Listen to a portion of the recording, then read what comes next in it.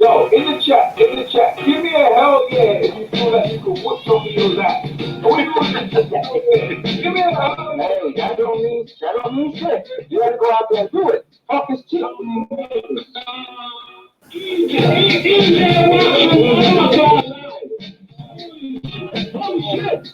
shit, kill that guy! Oh my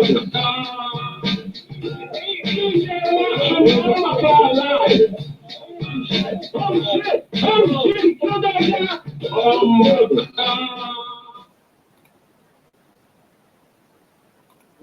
Hi, this is Michael Buffer, and let's get ready for EJ Boxing Live. Yo, what's going on, people? And we are back. We are back, boy. So, listen, boy. Interesting weekend of boxing. Interesting topic of boxing. And Usyk, I mean, entered into the heavyweight division. Hey, listen, people thought he was going to come in and just do the Matrix, as my guy Neo Anderson here. Though he isn't a hype job, he's the real deal. Give him a couple of fights to sail down into the heavyweight division, and then let the magic begin. Yeah, we're gonna find out, bro. I don't know about that, man. You know, Amanda Holliford had a smoother transition in heavyweight boxing. I don't know, man. We're gonna find out. Like Usyk, like he's been highly touted. You know what I mean? He definitely got a stoppage. But if you had Chad Witherspoon, you know you had a couple of days preparation. Like let's say Chad Witherspoon on the full cap. Let's say he had a full cap. You know what I'm saying? I don't know what happened there. You know what I mean? My man Phil Walker just jumped in. What's up, Phil? What's up, my brother? How you doing? I'm all right, man. You know what I mean? I got my man Ben Newmore in the chat to say it. While the crumble chat. Yeah. Well, see, he ain't getting hit too much. He's getting hit too much. And ever since ever since he fired Mr. Shea, he's getting hit. What's your take on Usyk and the performance? And do you believe he's a hype job in the heavyweight division? Man, I tell you what.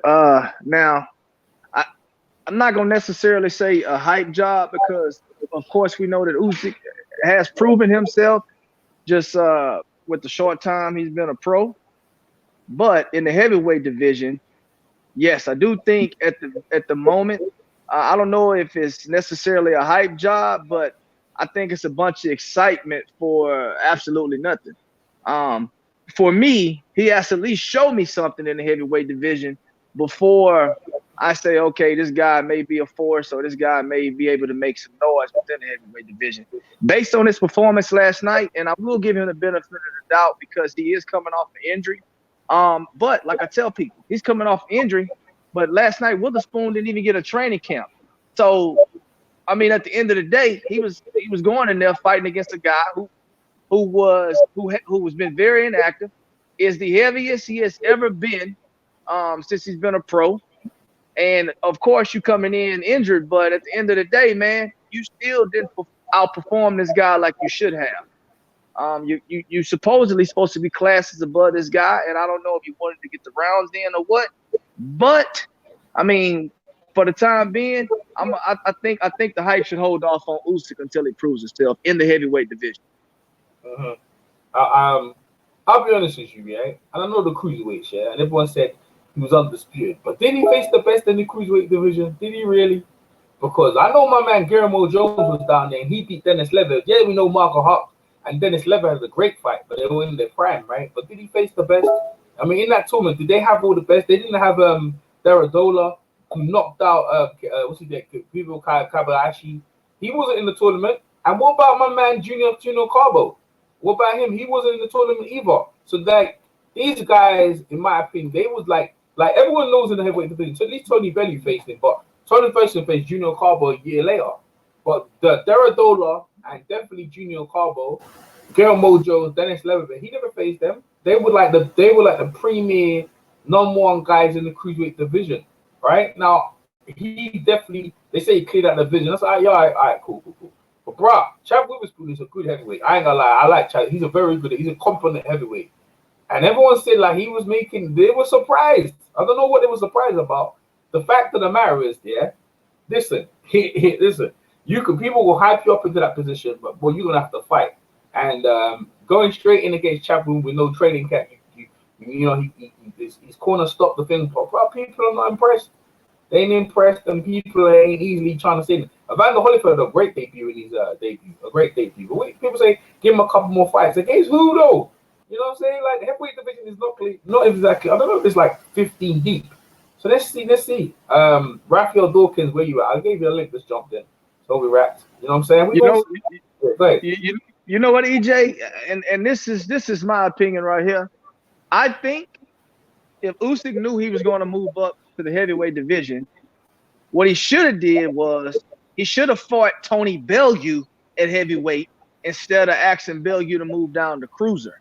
To me, that would have been because at that point you would have got a guy who had been fighting at heavyweight, okay, and he would have been 100%. He wouldn't have been so much weight drain. You understand what I'm saying? Because at the end of the day, I think Bellew, when he went into that fight with Usyk, by the 6th round, I think Bellew was done. His legs were gone. You could visually see that Tony Bellew had no legs, right?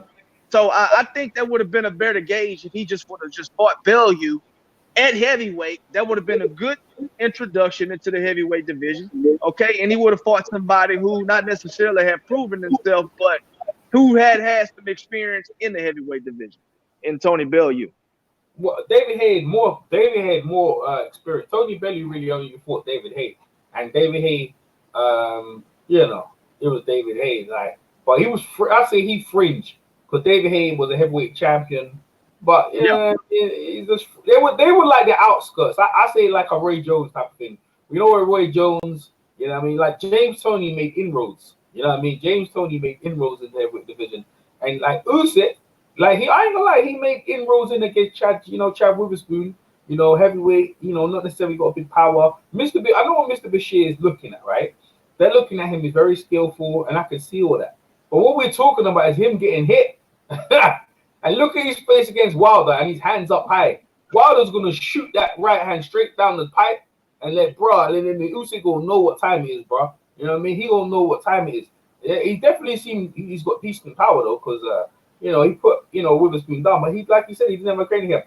And in the building, we have my man, Combat Radio Special, Raphael Dawkins for Combat Radio. What's going on, Ralph? What's going on, Rafi? Can we please have a moment of silence? No, I'm just joking. How you doing? The moment was I was gonna say who's it for, bro? Who's it for? Who died? Like who died, bro? Like yo, Phil's here as well, Rafi, bro. Who died? Like someone died? Like someone, the hype died? What the heck? Yo, he's deep, bro. Rafi, deep. Hey, that was clever, EJ. That was clever. Yes. How you doing, gentlemen? EJ Boxing in the building. Phil Walker in the building. What's happening? What's going on, bro? We talking about hype jobs, and I hope my man Fight Doctor comes in it because he's been banging on Triple G for the longest.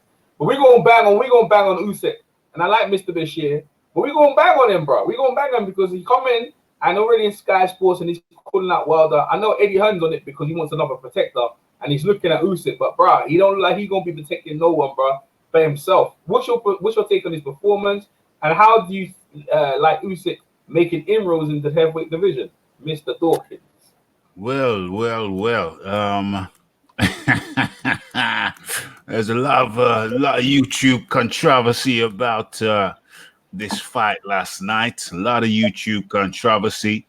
But listen, you just have to say it like you see it, and the reality is that Usyk, he had 2 months. He had 2 months. He had 2 months to prepare.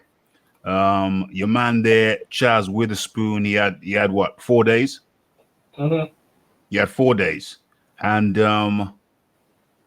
truth be told, I was thinking that Chazz Witherspoon with 4 days preparation was probably coming in to lie down, get the big check, and lie down. 4 days. I was semi-worried for the guy because the way I saw Usyk looking at the the press conference, no eye contact. He was like he wanted to do the man something bad, And I felt, boy, I mean, wow. I hope he doesn't. I hope he doesn't handle poor Chazz too badly. But boy, it didn't turn out like that. Didn't turn out like that at all. I mean, Chazz, for somebody on 4 days' notice to go 7 rounds like that, to complete 7 rounds, to win, in my opinion, win the first round, unexpectedly, and go 7 rounds with somebody who's one of the prime movers in the game right now. You know what I'm saying? With his name trending, I would imagine. I thought Chazz did well. As far as Usyk's concerned, yeah, I'm not gonna lie. I expected a little bit more out of him.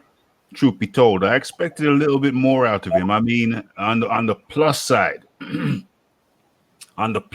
showed me that movement which I expected. So his movement was very good. The in and out, the lateral movement, the working upstairs, downstairs. But the thing with Usyk is he reminds me of a clever kickboxer. He reminds me of a clever kickboxer. A clever kickboxer, you don't know what's coming next. Is he upstairs, downstairs? What's he gonna do? Where's he gonna move? Left, right, and what have you? And I've done a bit. And there was a guy I used to know, used to train with, used to spar with, and he was so awkward and so elusive. And the only way when you was watching him on the sideline, when you was watching him sparring, because we were all around like Karate Kid, we were all in a circle watching the next person up on the mat. And when you watched him sparring, it was so frustrating when you saw the guy, his opponent, because his opponent was always standing back and looking, waiting for the perfect moment to strike, waiting. Oh, should I do? No, oh no, wait, lost the opportunity. And it was so frustrating because on the outside, you could see that what you really needed to do was attack the guy. Mm-hmm. Get in there. You can't get a result unless you attack.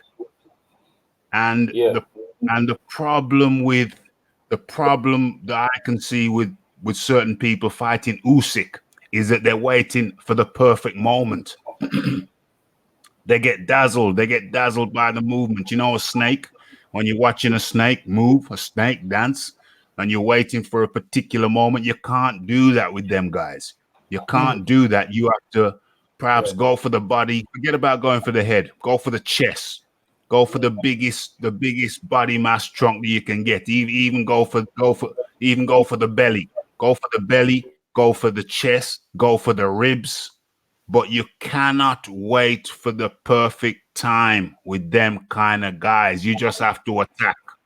Pick your spot and attack. You can't go on their time. You can't go on their time. You can't fall into their rhythm. Because once you've done that, you are screwed. Pardon the expression. Yeah, 100%. We have Ben Umar enter into the building. What's going on there, Ben Umar? What's going on? What's up, bro? What's going on? What's your take on Usyk and him calling out Wilder, and what's your take on his performance? I didn't watch that fight. They keep it real with you, but as far as him fighting Wilder, I think that's nonsensical. And this is just me going on what I've seen of Usyk when he's fighting in the cruiserweight tournament and all the fights we watched, because I pretty much watched every fight of his career except for last night, because when he was with Mr. Bashir, we were watching all of his fights, seeing how he was training and all that stuff. But I agree with what Raphael was saying, and this is why I think Wilder dust him. Don't, like he said, he's like a snake. Don't sit there and wait for the perfect moment. Just hit that motherfucker anyway. Put hands on him. Just put fucking hands on him. He's not going to be able to take those shots from Wilder or Joshua, for that matter, if Joshua's head's not completely fucked up from that Ruiz fight. I just don't think he'll hold up to that type of power. Like my man, what EJ? What's that Russian dude that he fought Shit, Who's it? can't get his name. In the tournament. Oh yeah, you're talking about Gassiev, or you're talking about what's the Yeah, other one? Gassiev was putting hands on homeboy. It was, man. He's putting all kinds of hands on him. Like dog, like nah, stop it. Anybody like I don't know why he's in the heavyweight division. If I was him, if I could still make that weight at 205, I would have kept making that weight and dominating that division. But I'm sure he went to heavyweight for money purposes. Understand that. And Eddie Hearn got him with the zone and all that to line him up for Joshua.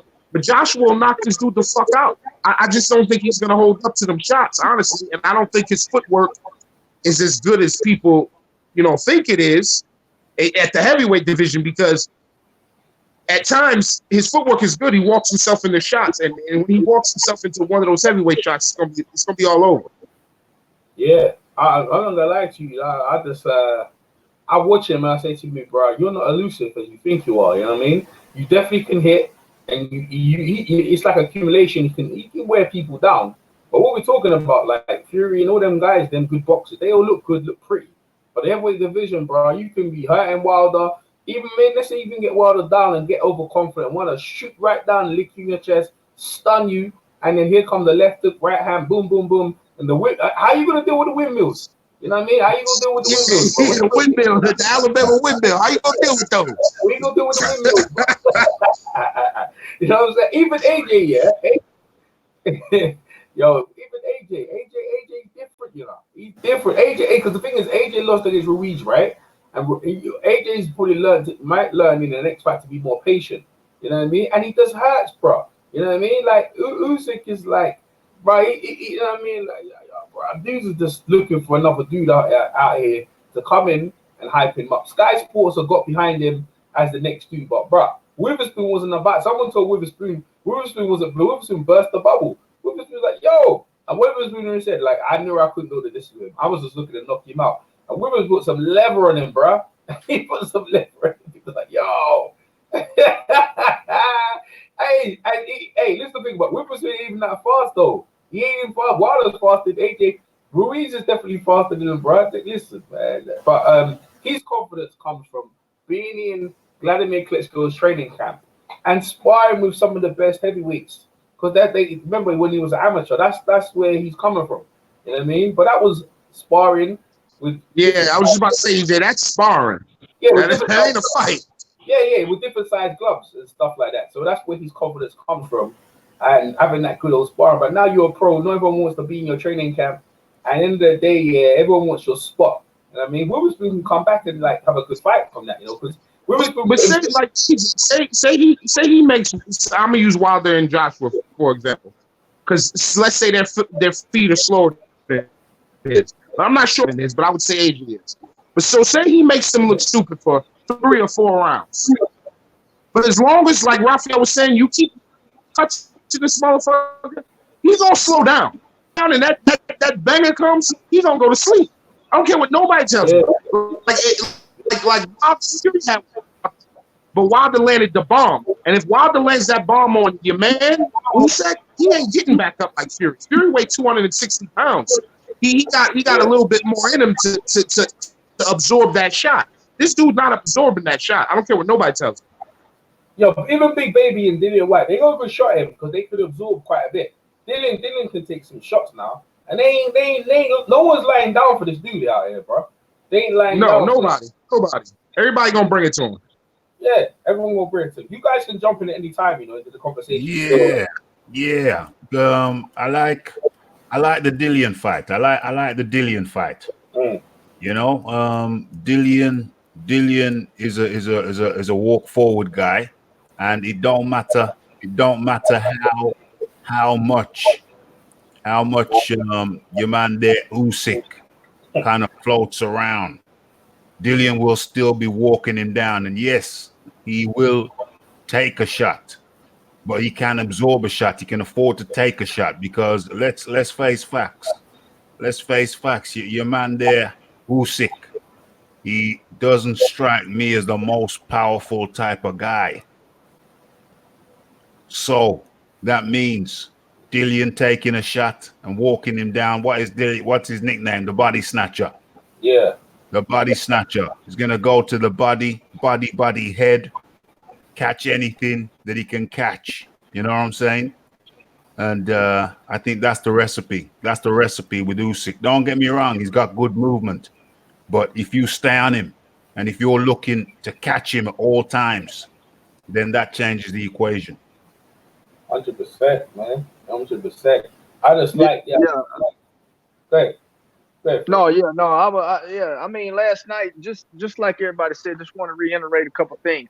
I think the easiest way, and I mean, I don't even think it needs to be a good heavyweight to beat him. If you, I just feel as though if you come in with it on your mind, you can easily overwhelm Usyk. You can easily overwhelm him because he's a tactical fighter. He likes to think. He likes to do different things in the ring. He likes to move a lot. I think he's kind of one of those guys that he comes in with a strategy and he's a thinker while he's fighting. You understand what I'm saying? If you don't allow him to think, okay, just like Ralphie was saying earlier, you can't wait. Just like Umar was saying, you can't wait. If you attack him and you put hands on him, I really think, because let me tell you something. Witherspoon was really effective just with putting the jab out there. Now, it wasn't landing every time, but just putting it out there, he kind of kept Usyk at bay. You understand what I'm saying? And he just was throwing a jab out there. It wasn't a fast jab. It wasn't slow. You know, it wasn't super slow. It wasn't super powerful. But at the end of the day, he kept him at a disadvantage during some parts of that fight because, again, he won the first round. And he won the first round strictly off of throwing that jab. So at the end of the day, I think that is the key to beat him. You just got to be more active than him. You can't let him think, and you got to attack him. And yeah, absolutely, the windmills, it's gonna get ridiculous, man. Let's just be honest about that. Yo, bro, Ruiz with the hurricane, Deontay Wilder with the windmills, AJ with the bombs away. It don't look good for him, bro. So I think it's all about timing. You know what I mean? But the thing is, you ain't gonna fight. He gonna have to fight good competition to get himself ready for that kind of thing. Demachenko. Let's see how he goes against Demachenko. Andy Ruiz bombed him out. Let's see how he goes against someone like that. You know what I mean? What again against what's the other guys? There's all these big guys. Guac. What's his name? I think Marius Wack or whatever his name is. Guac. Someone like that. Hellenius. You know what I'm saying? Like, just see how he goes against them. Oh, Lucas Brown. Hey, Dave Allen. Put him in there against Dave Allen. Let's see what's going on, bro. Dave Allen says he wants Dubois. He wants Daniel Dubois. I don't know why he wants to get punched up. I don't know why he want to get that for. How you see that fight going? Dubois versus Allen? Yeah. Yeah, really badly. Really badly for Dave Allen. He's going to get pinged up. Yeah. He's going to get pinged up. I was listening to this podcast.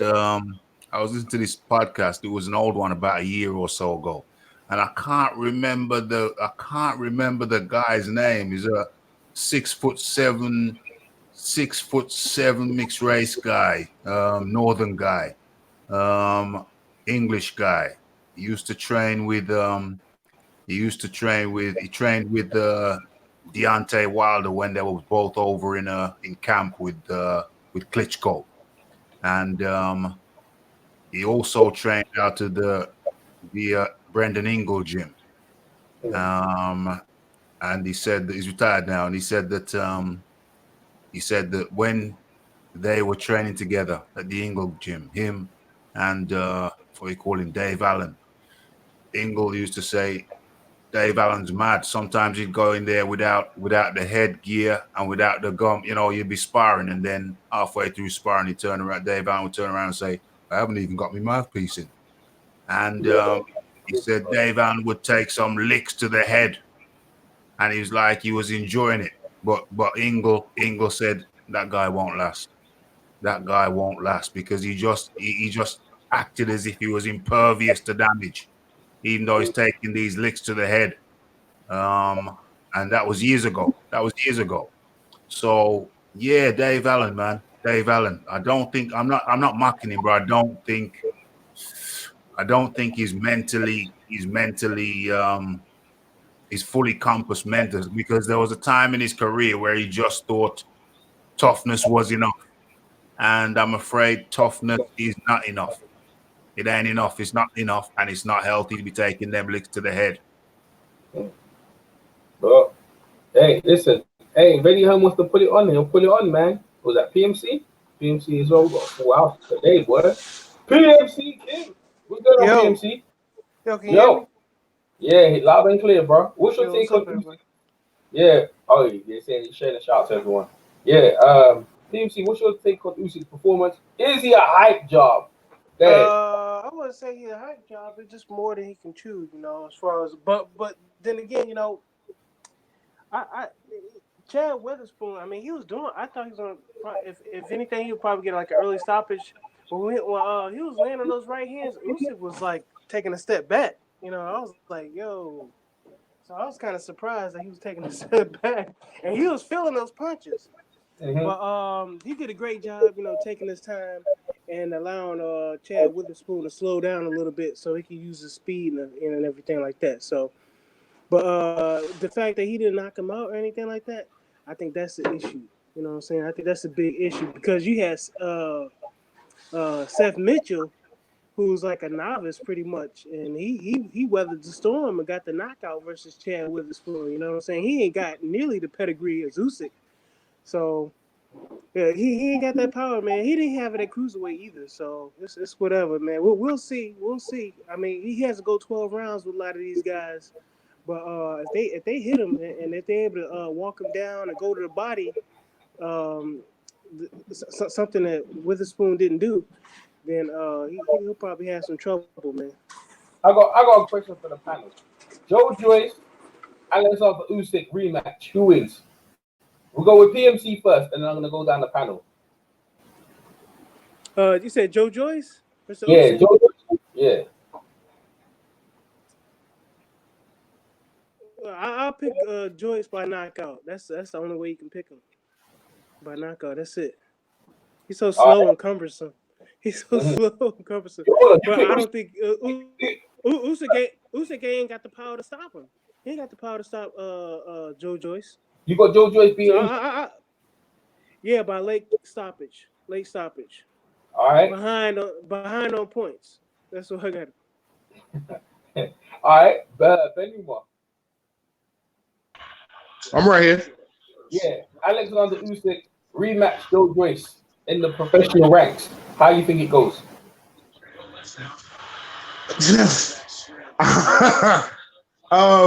I'm not a big fan of Joe Joyce. I think he's slow, and I think he's just a slow, sloppy bum. To be honest, I don't know how he beats half the guys he beats, but he finds a way to beat them. I think Usyk's gonna beat him again because I'm just not high on Joyce at all, bro. You know how I feel about that dude, man. That dude finds a way to win, but he just looks so awkward and slow and just goofy in the ring. I don't know, bro. I can't mess with Joe Joyce. All right, we got one Joyce, one Usyk. Raphael Dawkins, Combat Radio. Go ahead. Yes. That's a tricky one, but I think well, Joe, I don't think Joyce would wait around looking for the perfect opportunity because that's the wrong strategy for Usyk. You're fighting Usyk, you can't wait around waiting for the perfect shot. You just go to the body somewhere, the ribs. He throws a punch, catch him in the ribs, catch him in the belly, catch him in the chest. You probably switch around and move, and you probably catch him on the chin. Go for the ribs, you probably catch him on the chin. That said, I don't know if Joyce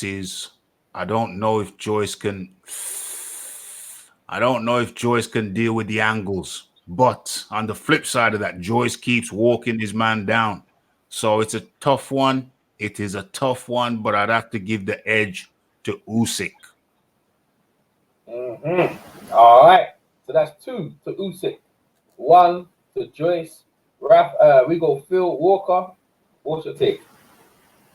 Well, look, man, let me tell you something. Look, with Joe Joyce and the style that he fights in, again, everybody knows that Joyce was he's gonna come forward and he's gonna throw punches. That's what he does. I don't think Usyk has enough power to hurt Joyce though. I mean, because Joyce is taking some pretty clean and massive shots from some pretty decent hitting heavyweight. So at the end of the day, I think in that sense right there, I would probably have to say that, man, this is a hard fight to call. But I think even though Usyk cannot hurt Joyce, I think the movement would give Joyce a lot of problems. You understand what I'm saying? So I just think on the boxing ability alone, you got to go with Usyk. But again, I think the fighting style that we've been explaining, I think Joyce, that's him. That is a textbook definition of the kind of style you need to beat Usyk. But I just don't know if the speed is there. The speed and the footwork is there for him to allow him to do so. All right. So I'm gonna go with Usyk too. All right. I'm gonna break it in on this one, right? I'm gonna agree with PMC, and I'm gonna tell you why, right? Chazz Witherspoon he's not faster than Joyce. He's not. And he was touching him, right? Another thing as well, when they fought, they were amateurs, and the system is different. Volume, standing counts, and all that stuff. And if you think of the fight, Joyce never once hit the deck. He went the distance. He got outskilled. That's in 3 rounds, 3 minutes, 3 rounds. We're talking about 10 rounds now, 12, right? And he got hit by Chad Witherspoon. I'm going with Joyce. The reason why I go with Joyce because the same situation would happen, but you ain't getting those standing counts now to get a chance to do a breather so you can mount an attack. You ain't getting no breather with Joyce, and you gonna get clubbed up. Right now, he won't get clubbed up, but he won't get clubbed up. The movement, and the thing is, maybe he adapts the movement style. But how long do you keep that up if we have to stand still and fire straight down the pipe? Like Joyce got longer arms, he ain't got the explosive power like Usyk has. But then Usyk, like I said to you, Joyce is one of them dudes that just keeps marching the juggernaut. I got a juggernaut beating him, like a juggernaut beating him. Usyk, all it is that that fight comes down to a battle of conditions and stuff like that. And if you think about Joyce, he's gone 12 rounds in his first fight. He's fighting better level competition. If that fight was to happen in his next 3 fights, so I still got Joyce in it. It's just, to me, just look at like it'd be the case of, okay, can Usyk take what Joyce is given, and can Joyce be able to handle Usyk? That's what it'll come down to.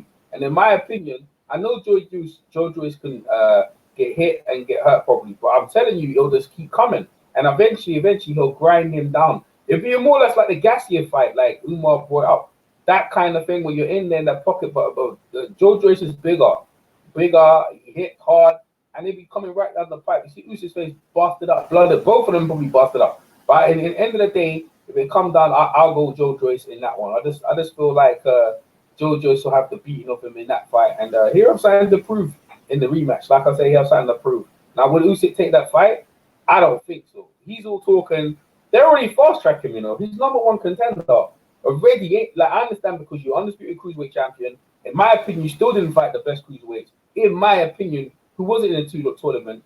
Dennis Levenbed. Like I said, there was Daradola who beat Kobayashi, who was in the tournament, and also there was Junior Carbo. He was another one. Guillermo Jones who beat Dennis Levenbed. For some reason, they blocked him out. They were like the top 4, and they was nowhere in the top. All these other Gassiev, Dorker, I never heard of them dudes there. But everyone was saying like, oh, these dudes. I never heard of them. It's like Jamie Cox in the World Boxing Series. Everyone's talking about that guy. I was like, who is he? Where did he come from? But everyone's like, no, man, he's really good. I was like, but if he's really good, how come I never heard of him? I remember Mabel was talking about Pacquiao. If Mabel said like back in the days, yeah, where was Pacquiao back when I was doing my thing in '97? Where was he? Where he come from? But end of the day, he's here now, and Pacquiao definitely doing his thing. So let's see. Usyk is in the heavyweight division, and so far it's okay. He got a stoppage. And on record, it says he got a stoppage. So man, we know. And the thing in this day and age in social media, we have the background. We know that Witherspoon didn't have a training camp for his fight, and Tony Bellew was not the best at things. So is he fighting the very top competition, or is it because the money that they throw at you that you have to fight them. And I think it's more or less a situation where Usyk be fighting guys where they're in a precarious situation where they need the money and they will take it and they will give a good effort. Like certain people think they thought Chad Witherspoon would lay down, and that's what they're looking for. If that's what they're looking for, to skirt around the skirting board, what Raphael Dawkins calls them the trickster, that's why maybe they can go to the top. But let me tell you something, bro. One of them dudes gonna get you. You know what I mean? They gonna get you. You know, like Anthony Joshua, Wilder. There's always someone around the corner that you didn't expect, and that day could have been Chad Witherspoon, but it wasn't. But there's another Chad Witherspoon waiting for you, Mr. Usyk, and it won't be long short. Hype job. The hype job's been marked on you. A lot of people call you that, but we see if that's gonna be your tag. Triple G, right? We can switch gears now. Triple G, was Triple G a hype job? Is he still a hype job? Does he deserve the accolades he's got? I'm gonna go straight in on Ben Umar. What are you saying, Ben Umar? Said about what exactly? Triple G a hype job? A hype job? I'm not gonna call the man a hype job, but I'm gonna call him extremely overrated. But I've been saying that since day one. He's not a hype job because he's not a bum. Like, I'm not saying he's a bum that finally got to a hype job to me is a bum that they hyped up, and then when he finally gets to the top level, he gets knocked out or he loses every fight. Triple G has won some fights, but he's always been overrated because, like I've been saying from years ago, remember a homeboy from that Arab guy that was obsessed with Triple G. He's in love with him. Remember he attacked me on Twitter for like 3 days straight. I had to block him. The motherfucker ain't fight nobody really, and when he stepped up to that level, he either barely won, got draws, or lost. So he was never what they were claiming he was. Like, I don't think he beat Danny Jacobs. Some people think he did. I don't think he even won that fight with the knockdown. Don't think he won it. That last fight versus that white guy, he definitely didn't win that, in my opinion. And I don't think he won either of the Canelo fights. Some people say they thought Canelo won the first fight. I don't believe that. I don't believe he won the second one. Triple G's been overrated his whole career, and I ain't never been a fan. You know that. So I mean, I don't really got much to say on the dude. But when they're talking about he's better than Marvin Hagler, better than Carlos Monzon, one of the greatest 160 fighters of all time, please stop it. All y'all that was saying that, the Sean Newtons of the world and all these clowns need to slap yourself twice. 100%. Well, we're going here. Umar sent me this video clip. We're going to play it now. Max Kellogg, ESPN, who was the #1, would you say, nut hugger of Triple G. We're going to hear what he has to say, and then I'm going to get the rest of you guys on the panel. He changed his tune, no.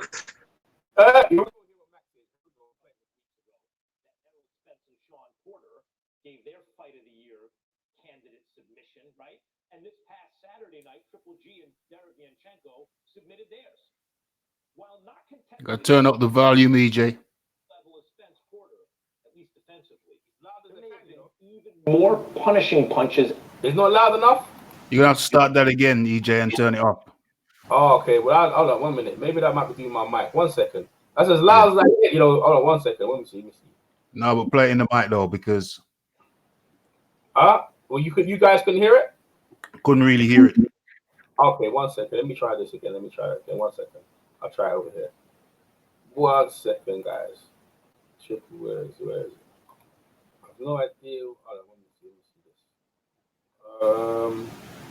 this. Volume. Let me see what's going on. Well, it's loud as it can, so let me try again. I'll try again. I think I think other people can hear it though, but I'll just play. I'll let it run out and see if you can turn your volume up though. Your own volume, and then see if you can hear it. Because I got mine on full blast, and let's try again. I'll try again. It was a couple of weeks ago that Errol Spence and Sean Porter gave their fight of the year candidate submission, right? And this past Saturday night, Triple G and Derevianchenko submitted theirs. While not contested at quite the same speed nor skill level as Spence Porter, at least defensively, there may have been even more punishing punches actually landed in this one. Like Spence Porter, the eventual loser rose from a knockdown and fought valiantly. But unlike Spence Porter, the wrong guy got the decision. I had Derevianchenko 8-4 in rounds by 3 points, 115-112, because of the knockdown Triple G scored. Could have seen it 7-5 for a point for Derevianchenko, but it's hard for me to see Triple G as the winner here. This is now the 4th fight in a row against a top middleweight in which Triple G has gone the distance. Before he faced Daniel Jacobs, the best middleweight he'd been in with to that point, Golovkin had stopped 23 consecutive opponents. Many were world class, none were elite middleweights.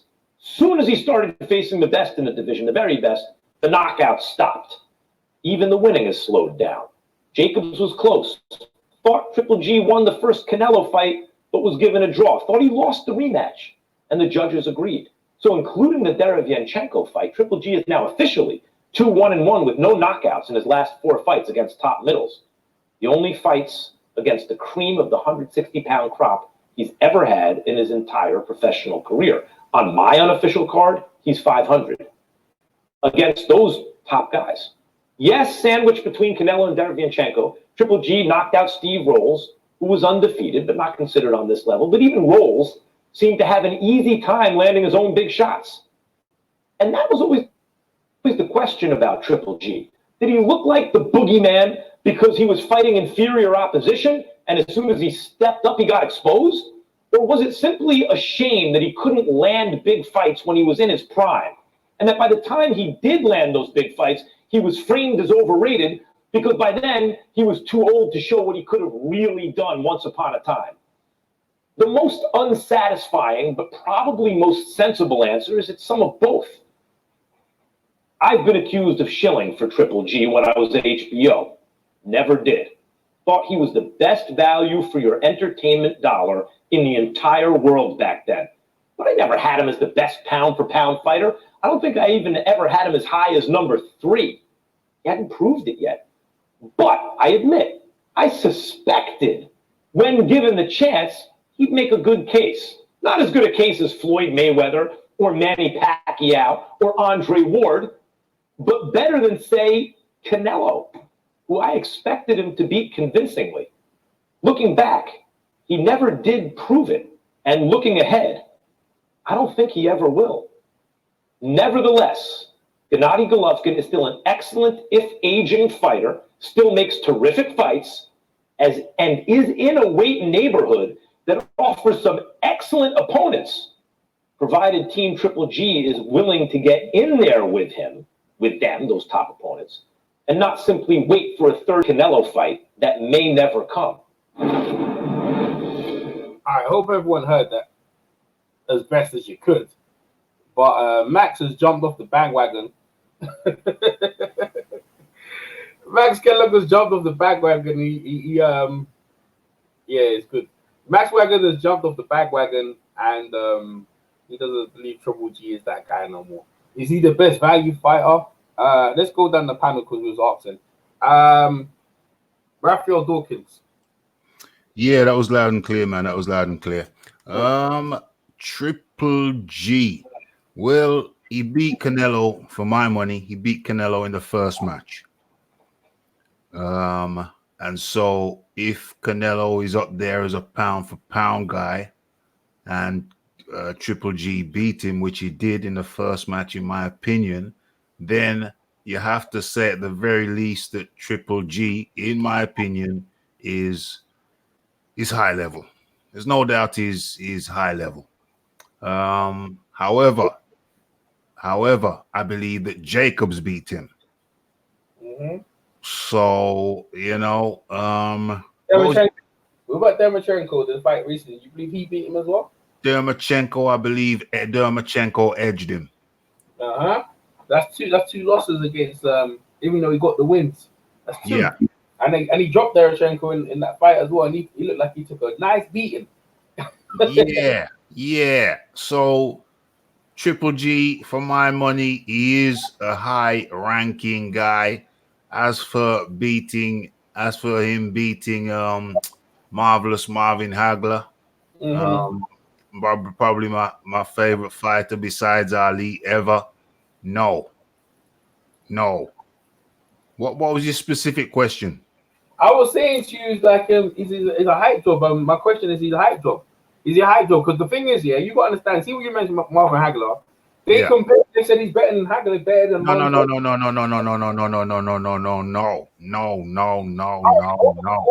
Where would he be? I don't think in the top. I don't think he's in the top 20 of middleweights. Well, there you go. There you go. Yeah, he ain't no ATG. That's all I'll say. He ain't no ATG. Ain't never, in my opinion, that's just my opinion. One man, and I always said that, right? Because the level of competition, he was knocking out guys at 154, right? And against elite competition, you know what I'm saying? And this is what happens to these guys. There's a lot of guys behind these things, the machine, so-called machine, and they hype these dudes up, big and bold. And we're gonna get on to Chocolito because today is the hype job. We're bursting hype jobs today, and they hype them up, send them out there. And then they put him on there. Now I ain't gonna talk about Lomachenko, Carl. I'll leave Lomachenko alone. You know what I mean? Because I'll leave Lomachenko alone for now. Yeah, right. But leave it over. Not just you know what I'm saying, because it's hard too, because he fought people like Salido, Gary Russell Jr., and then he fought the best. You know what I'm saying? And in them fights, even though Russell was out a year, Rigo shouldn't have moved up, and I can bring all the other screws. The bottom line, he fought these guys. You know what I mean? So if they don't want to fight, they shouldn't have got in the ring.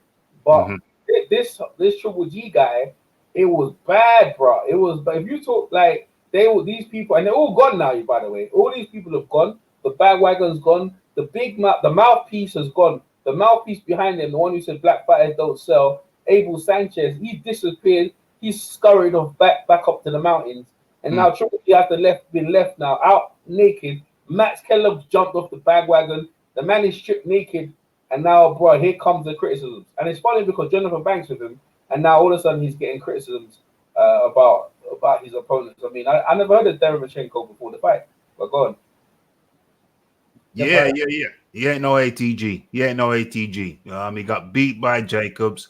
He did beat Canelo, in my opinion, in the first fight, and he got beat by Derevchenko. He's a solid guy. But he ain't no ATG. Okay, there you go. Rafael Duquesne Combat Radio. So PMC, your turn. Yo, can you hear me? Yeah. Yeah, man, he's not an all-time great. Yeah, man, he is what he is, man. He stayed at that 160 for a long time, man. You know, fighting inferior competition. And we know why now, you know what I'm saying? Because he was going to struggle. He should have moved up in weight a long time ago. But, it's too late for him now, man. It's too late. You know, he's just been exposed. He's an Asian fighter. And he's just trying to get that paycheck, man. I think that's been his whole career plan now. So, but other than that, man, the support for him being a great is pretty much over. So that's all I gotta say.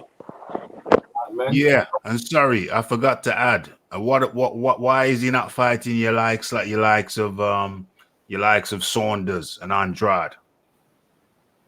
Yeah. What's the reason for that? They're all on the same side of the road now. Exactly. Well, they're all on the same side of the street. And there you go. And but that's up to Jonathan Banks. I can get Jonathan Banks on and have a conversation about that. But there you go. That's the thing. And the thing is, when he started his reign, there was loads of good middleweights around that time. There was decent. I think what's his name again was there. The Argentino guy, Sergio Martinez was around, and I believe what's his name again? Felix Storm or Stern was around. He was around. There was other good competent middleweights. Never faced none of them at all. You know what I mean? They all left the division, and then he's there. You know, he didn't get the Cottle fight. Canelo fight was years down the line and stuff like that. But they said he's the guy that avoided and all that. Whatever, man. Well, let's move on. Phil Walker, what's going on? All right, man. Look, let me tell you something. Off the top, let me tell you, I don't think Triple G is overrated. I'm gonna say that. I think he is a good fighter. Now, will you place his historical value within the 160-pound division? I mean, that's entirely up to you. I don't have him as great, but that's just my opinion. I do think for his generation, for the time that he for the time that he's been fighting, that he is a good fighter. So at the end of the day, when I think about Triple G, I say that he didn't actually fight the best guys in this division. That's the first thing that comes to mind. Okay, when he did compete against the best guys in the division, I'm not going to necessarily say he struggled, but you can tell that it was a reason why his team monitored closely who they put him in the ring with. Now, do I think Triple G wanted these fights? Absolutely. But again, you got to understand that we have people managing our careers for a reason, or those boxers' careers for a reason. So I thought he beat Canelo the first time. The second time, I think Canelo might have edged him out just slightly. I think the Jacobs fight was a very, very close fight. I had Triple G winning by 1 point. Outside of that, Derenchenko, I think Derenchenko, man, I didn't went back and I watched that fight several times. It's hard to call, but best case scenario for Derenchenko, he win. Worst case for Derenchenko, he should at least drew on that fight. So there you go. That says, I think personally, everything, what I think about Triple G right now in his career. I think he's a stylistic guy that can be good against certain opponents. But you get a guy that can outwork him, you get a guy with young legs, I think they can take him down. But, you know, as far as the Max Kellerman whole deal, hey, man, look, Max Kellerman can talk that noise, and this is the deal right here. Anytime you need to do anything publicly and you have to explain yourself, when you have to start to explain yourself about a particular fighter, guess what? It's because people have been down your throat telling you that you guys have been praising Triple G for all this time when he was over there with HBO, saying he's one of the best pound-for-pound fighters in the world. Now you feel as though you need to explain yourself. Okay? Look, dude, hey, if you thought that about him, if that was part of the machine that was behind him at the time and you don't feel that way anymore, just say that. Just say, hey, you know what? I thought the guy was elite, but it's been brought to my attention that, you know, everything isn't what it seems. You understand what I'm saying? So at the end of the day, man, I'm not trying to hear nothing Max Kellerman is saying. He's supposed to be the boxing guy, and sometimes he sounds the most ridiculous when it comes to talking about these fighters, man. And HBO, it's the reason why they didn't make it, because of stuff like this. He ran them off the air. We have Edge Note TV. Yeah, let's talk about it. What's up, Edge? What's happening, people? What's happening? We're talking about your boy. Yeah, we're talking about your boy Triple G, the hype job. Yeah. So, what's your take on the hype job, Triple G's legacy? I thought we were talking about Usyk, man. I thought it was Usyk. I saw the title. What happened about Triple G? Yeah, no, don't worry. We'll stick to the topic here, right? We're going to still be Triple G, your hype boy. We'll get to Usyk in a bit. Go on. What you saying about your hype boy, Triple G? Like in regards to what? In regards to like his last performance, or that was one of your greatest champions. So what happened? Mike, what do you mean? I wasn't keen on Triple G. I don't know where you got that information from. So you officially, if you're talking about Triple G, like at where he's at right now, he's finished right now. He's finished, like, he's finished. He went 12 rounds with Devchenko, and it could have went, and Devchenko could have won that fight. You know, he's making excuses, saying, you know, he wasn't ready, blah blah blah, but. Nah, that wasn't an excuse. He was fighting worse than names when he was on the come up, and he dealt with those guys. So what? So now he's on the come up, and now he can't be bothered to fight Devchenko. Nah, man, I'm not buying that excuse. So Ed, you officially jumped off the bandwagon then, yeah? I was never on the bandwagon to jump off it in the first place. So like I wasn't on no triple. Like I could pretend. Hey, real quick. I'm sorry to interrupt you, Edge, but just real fast. I think we might be downplaying Derenchenko a little bit, though. Let me just put that out there. I think Derenchenko is a very, very good fighter, though. Anybody he steps in the ring with that's elite, he has given them trouble just for. I just want to put that fact out there. Yes, go Edge. No, I mean Devchenko is a good fighter. But you know he's not up there because let's face facts. That Triple G that was in the ring, yeah, that Daniel Jacobs would beat him, Andrade would beat him, Canelo would beat him, Billy Joe Saunders would beat that Triple G that was performing that night. So and if Derevchenko went life and death and got knocked down and was 50-50, I don't look. He's good, but he's not at that level. Do you know what I mean? And that's just keeping it real. Like, can you see Derevchenko beating the top like Billy Joe, Canelo, and Andrade? No. But all right, fair enough. We're gonna talk about Usyk. So Usyk, people are getting him now as a hype job. I don't think he fought the best in the cruiserweight, even though certain people in the tournament, and people need to understand about the World Boxing Super Series, right? Some of the guys in that tournament I ain't never heard of, and I do know the cruiserweight division very well. But everyone knows Dennis Ledbetter was number one. Deradola was definitely number one. He beat Kobayashi at that point. He knocked him out in like I think the second round. Another one is Junior Carbo, who was well avoided in the tournament. And another one as well was Guillermo Jones, who didn't get his rematch against Dennis Ledbetter, whatever reason they said it was drug or whatever. These four was definitely the top cruiserweights. The other guys, I never heard of them, and they never fought these guys. So he got all the belts, understandably, right? And now he's in the heavyweight division, and his performance against Chazz Witherspoon was so-so. Is he a hype job? And what do you think? If you're talking about as an overall fighter, I don't think he's a hype job. I think he's a good fighter. I just don't think he will be the top heavyweight because he's too small. He don't have no power, and the top heavyweights have power, and if he got touched by Witherspoon, and let's remember this guy came in halfway, like he was a last minute replacement. He looked like it as well. He looked like he didn't really want to be there.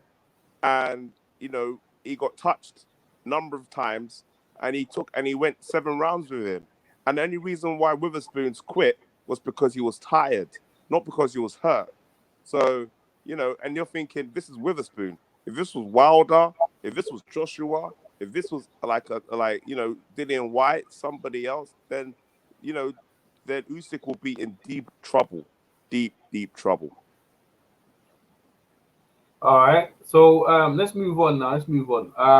Everyone gave their takes on him. I got people on my group up there saying, "Mate, seriously, yeah, go sit down in the corner, dude, and have a word with yourself." From Jason Whitaker, because I'm saying Usyk are hyped over there. They're gonna be like, "Nah, man, what are you talking about?" Hey, listen, one man's opinion. Hey, time will find out. But at the end of the day, listen. Chazz Witherspoon, there's more of that coming down the tubes. I can tell you that for free. Right? Hey, let's move on. Hey, and on some real stuff that make you wonder what kind of problem Spong would have gave. I'm just saying. Saying. Who's that? Spong. Who? If Spong would have actually fought against him. Who's that? What's his full name? Tyrone Spong. Who was supposed to fight Usyk. Was it? Oh, the guy who was talking about the drug taker. Yeah. Just kind of make you wonder what kind of, because I think he could have matched Usyk as far as footwork, and I really think I think the power probably also would have been what I think we would have. I think we probably would have got a better fight from Spong than we did Witherspoon. Not saying Witherspoon did bad, but I would have liked to see that Spong fight. But we can move on from that though. I never heard of him, and we ain't never gonna hear from him again. What about the guy who gave Tyson Fury trouble? Well, that's a good fight. I like. So what's his name? The guy. Otto Wallin. Yeah, let's get Otto Wallin against Usyk. I'm on the campaign for that fight. What you think? How you think that fight? I think he'll give a good fight against him, right? I don't think so. I think Otto Wallin is not. I think Tyson Fury made Otto Wallin look better than what he was, man. I think that's that's just keeping it. Like Otto Wallin, he's Usyk is a good fighter. I think he if as long as he doesn't face people that are bigger than him with power, he'll be fine. Edge. He's in the heavyweight division. I mean, everyone's heavier than him. No, it's not. No. I'm talking about like people like around the same size and the range. Like for example, Deontay Wilder comes in at 215. Yeah, and Usyk is 215. Yeah. Do you know what I mean? So if you're not and like if like for example, Tyson Fury is like 6'7", like, do you know what I mean? And he comes in at what 250 something. Ed, you So saying, like against Fury, he's got Ed, you said you saying it's got Usyk's got a good chance to beat Wilder. Is that what you're saying? By the weight. Yeah, as long if he doesn't, I think it's got. But the problem is he's subjected to get hit with right hands. And you know Wilder already in his right hand. That's the problem that Usyk has got right now. And the shots that Witherspoon was connecting him with, if Wilder connected with those shots, it will be lights out, or Usyk will be struggling right now. And you saw the right side of his was it the right side of his face? I think it was the left side. Anyway, his left side of his face. No, yeah, his left side. See the left side of his face? Do you know what I mean? Like it was proper bruised up. So, so I think he needs a lot to work on. But the point I'm making is that people like with the same height, size, around that, because for example, Gassiev is in heavyweight as well. Do you know what I mean? So, and a lot of cruiserweights are moving up to heavyweight. So when you look at it, he beat those guys anyways, and they're in the heavyweight division. So as long as he fights those same kind of people, he'll be all right. But it's only when he faces the bigger guys, the stronger guys, that's when it will struggle. That's when you'll struggle. Let me Okay, hold on. Let me. Okay, go ahead. All right, let me ask you a question, Ed. Yeah, how many cruiserweights have moved up the heavyweight division and been champions? How many heavyweight champions? Was it like off the top of my head? You got David Haye. Yeah. You got Evander Holyfield. Yeah. Fuck, man. I don't. I was gonna say Roy Jones, but he went up to light heavy. Nah, he wasn't a cruiser. It wasn't a cruiser. Yeah. Yeah, and cruiser. Yeah. David Haye. Nah, he said that David Haye and he said Evander Holyfield. Anyone else? Can't think of any off the top of my head. How many cruiserweights have been fought in the heavyweight division and done anything?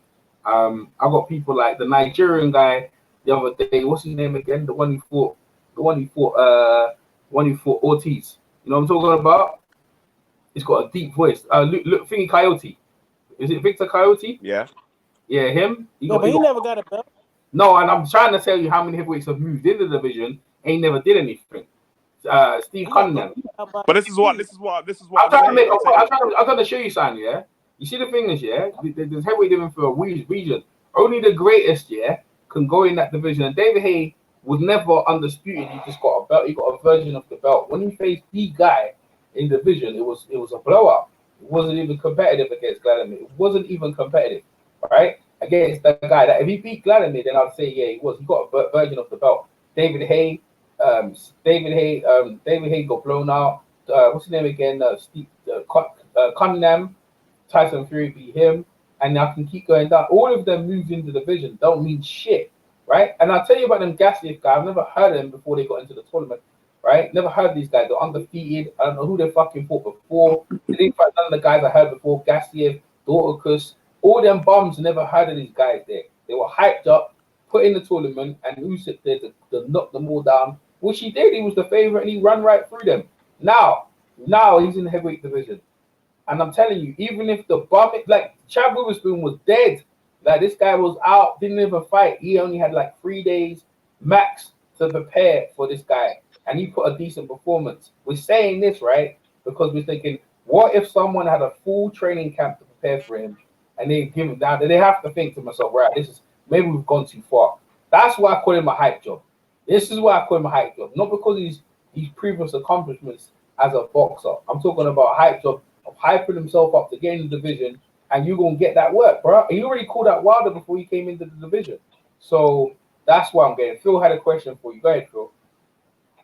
Yeah. Edge, I understand what you're saying, brother. But at the end of the day, I mean, if you move up to the heavyweight division and you're supposed to be making noise, you can't.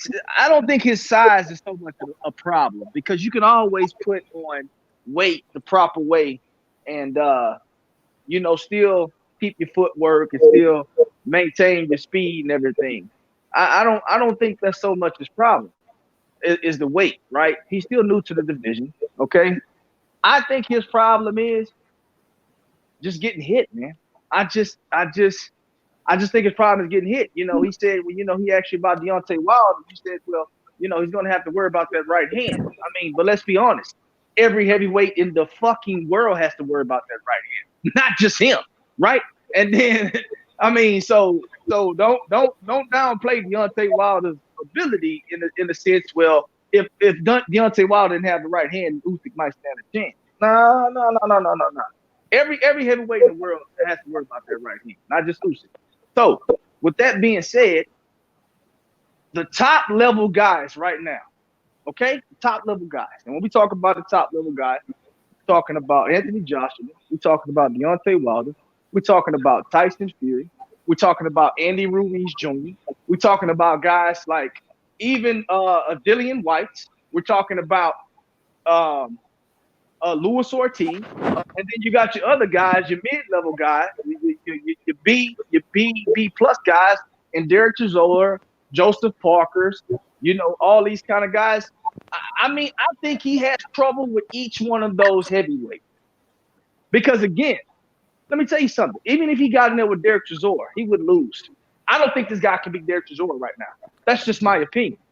Okay? So, I mean, I just don't think it's so much just the weight, man. I just don't think the transition for him right now in that division with the guys that's at the top of the division, even the mid guys, I just don't think he has the style at the moment to be a champion. Now, will he have success? Absolutely, he will have success because he knows how to box. Okay? So my question for you is this right here, because you can't just go in and say, I'm going to fight guys my own size. What is your true assessment against the guys that he actually has to fight? Not imaginary people that we're pulling out the air that has to be his size. What do you think his success rate would be against people that he actually has to fight in that division? That's to you, Edge. So what's that? Say that again. Say that question again. Yeah, what's the question? Yeah, he didn't hear. What's the question? What's the question, Phil? My question is this right here. So I know you said that he needs to stick around with fighting guys that's his size. Okay. Well, at the end of the day, the top level guys, the heavyweight division, you can't just linger around and just fight guys your size. So what I want from you is a true assessment of not imaginary guys that could possibly be his size, or maybe they're just a little bit bigger. What is your true assessment of the guys that are actually in the division that he actually will have to fight if he wants to become a champion? Not imaginary people that has to be his size in order for him to have success. I want a true answer. A true answer for people that's in the division fighting right now that's at the top of the class. Even mid-level, the B plus guys. He bounced out for that. Maybe that's too complicated for him. I mean, you gonna cut the quick. Why you say to him, which guys can he beat and which guys can he not beat? That would have been easy for him. But I mean, but you know, he's making up people like imaginary. Well, but you have to, when he did that, you already knew already that means he can't beat no one. He has to cut the weight and all that stuff. But he mentioned it down to Wilder, so I goes, well, Wilder's the same weight is what you're saying, so he could beat Wilder. He goes, yeah. You confident he can beat Wilder? Because that's the thing, right? It was all fun and games until the reality hit that Chad, he's back now. So we get let me streamline that question there, Phil, and get it to him. Which guys can hit? Yo, Edge, you back? Edge. Edge? Oh, he's on mute. He's there, but like he ain't responded. He must have on his mic. All right, so yeah, that's all it is, man. Like, which guys can he beat and which guys can he beat? You know, can't he beat? Because there you go, he's back now. Edge. Hello, can you hear me? Yes, sir, we can hear you. How you doing, man? You all right? Edge. I can't hear you guys. You guys are breaking up. So I can hear you loud and clear, though. Oh, hello? I'm having technical. Yeah, I'm here, bro. I've got technical problems. Sorry, guys. All right, Rich. No problem. All right. Well, Edge saw himself out. In the meantime, we're going to continue this hype job road. I got people in my other groups, yeah, come and give me the business. But I'm gonna tell you something. I know my cruiserweights, and no one could tell me nothing. And that World Boxing Series, it was as good as it was. The best cruiserweight wasn't in that tournament. They just wasn't. For whatever reason, they was not in that tournament, right? And that's it. I want to hear nothing. You know what I mean? I want to hear nothing. They had some guys in there, but they didn't have the guys who were considered the best in the division, the most dangerous guys in the division. And that wasn't Dorticus, that wasn't Gaspius, and that wasn't Bradis. It just wasn't. You know what I mean? If I pulled them up, right, their resume and they were undefeated, they were all Saulin's guys who he signed in the background fighting bums. You put them into the tournament and let them go in each other. That's what people do. They build fighters, build up their record, they padded them up, and then they put them in the tournament and said, yeah, make some money. But the guys who are the most dangerous guys in there, the ones they didn't want to win there, that's the ones they didn't like Andre Ward and Jarrell. They just put them in, the Americans in there, hoping that, it was supposed to be a European tournament, and Andre Ward broke the bubble. This time they said, nah, we definitely going to make sure that one of the European guys going to win. No Americans were in the cruiserweight division. Is there any decent Americans? No Africans. All right? Apart from there, the Cuban guy dead. Yo, EJ, you and your boxing boots and raps are still cool. Yeah, we're cool, man. We're cool. Why are you asking the question, Mr. Old School?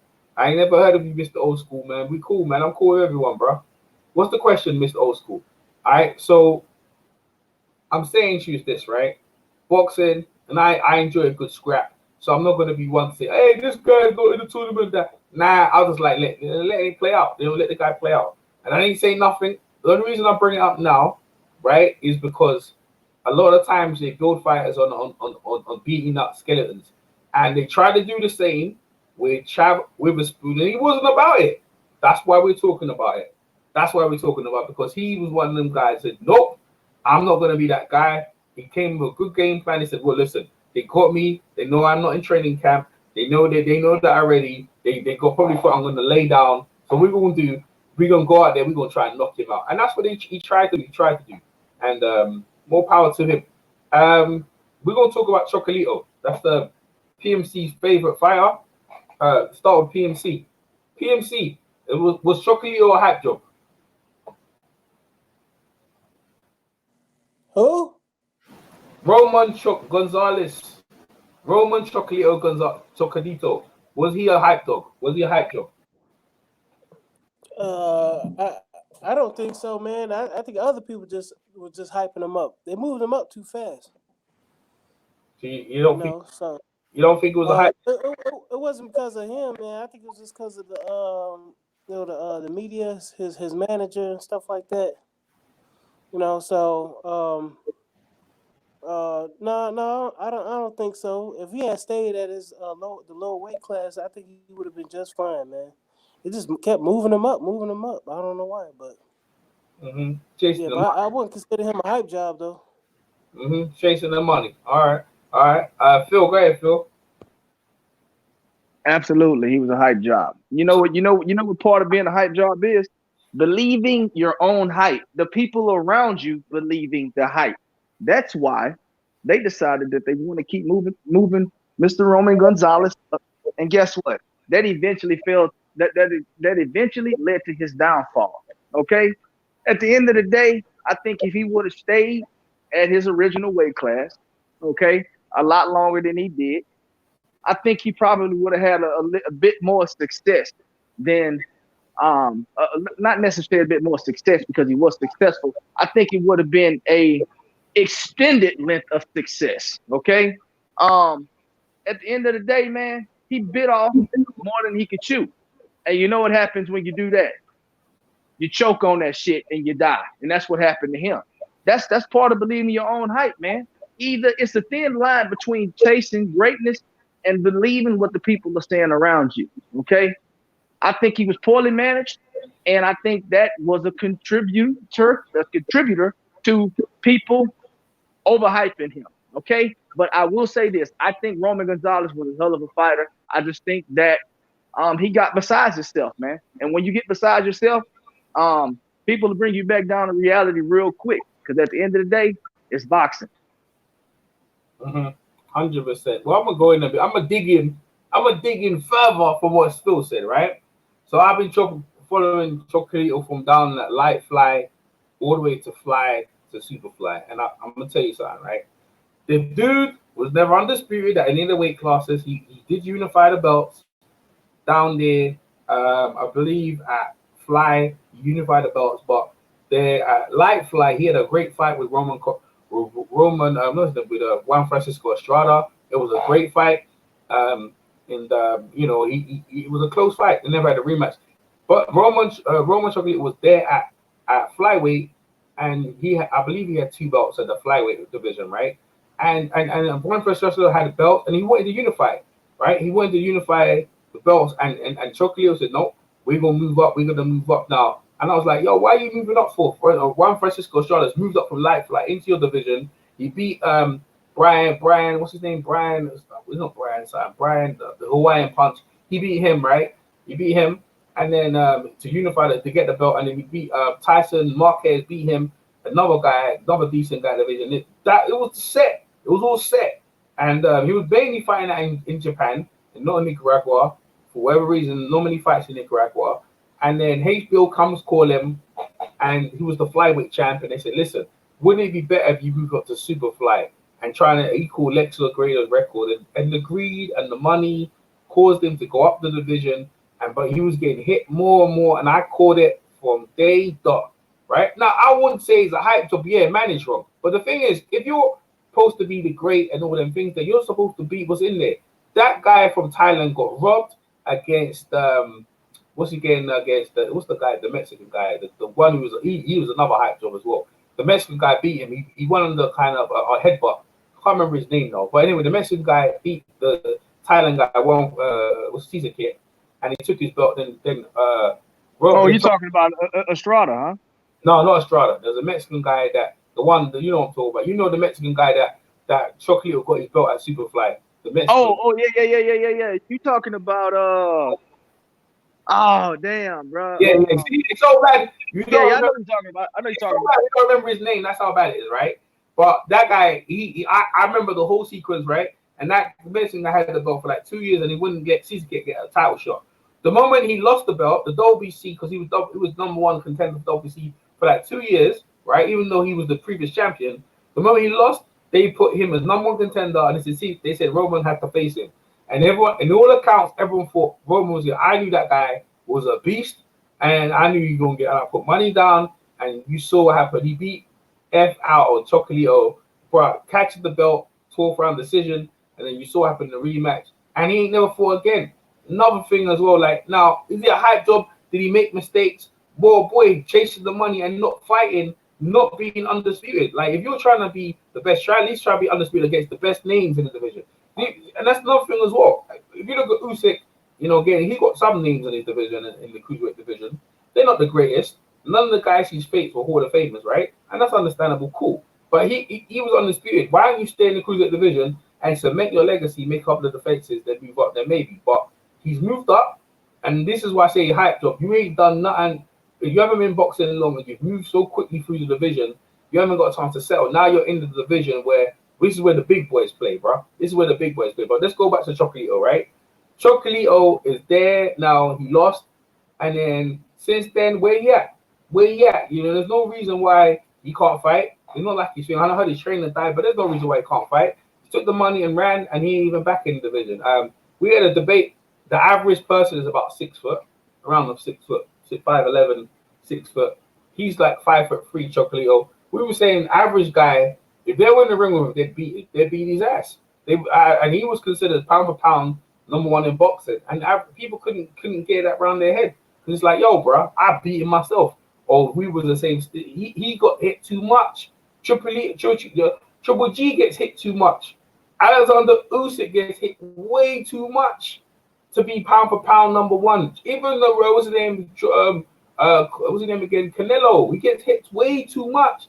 The pound for pound fighters, the most skilled fighter in the sport, make A-level fighters. They go against made easy. It makes it easy. That's pound for pound. People like Terence Crawford, Lomachenko. It looks like he's on a slide to me. He's getting hit way too much. You know what I mean? I'm not going to call him a hype job. I'm not going to do that. I'm not going to do that because the level of competition you be facing, it's hard to be busy and active. But You talking about? Hold up. You talking about when he? What was that dude? I'm trying to think of the Memphis fight. You talking about Quadra? yeah, he beat Quadros. What's his first name though? Yeah, Carlos. I can't Is it Carlos? Yeah, Carlos Quadros. Because I'm trying to go through all the people he fight because since he fought, he lost to Rungvisai twice, and then he had one fight after that. Yeah. So I think it was Carlos Quadras that he fought before him.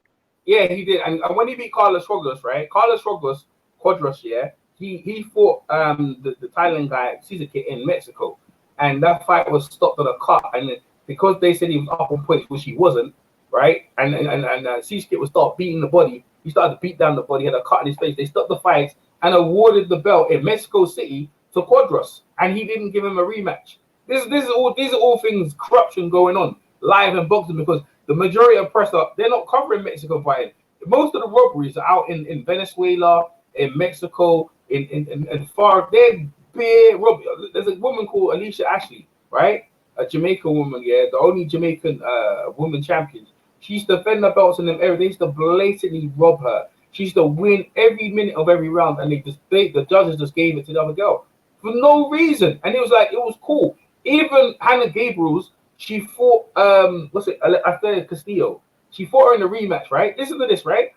In the fight, you know what they did because she got knocked down by Castillo in the fight. You know what they did? They rang the bell. The round was never ended. They had the clock on the round when it was going in, so it was like 1 minute something left in the round. The moment she got knocked down, her husband, the trainer, ran into the ring and brought her back to the corner, and then they just like that.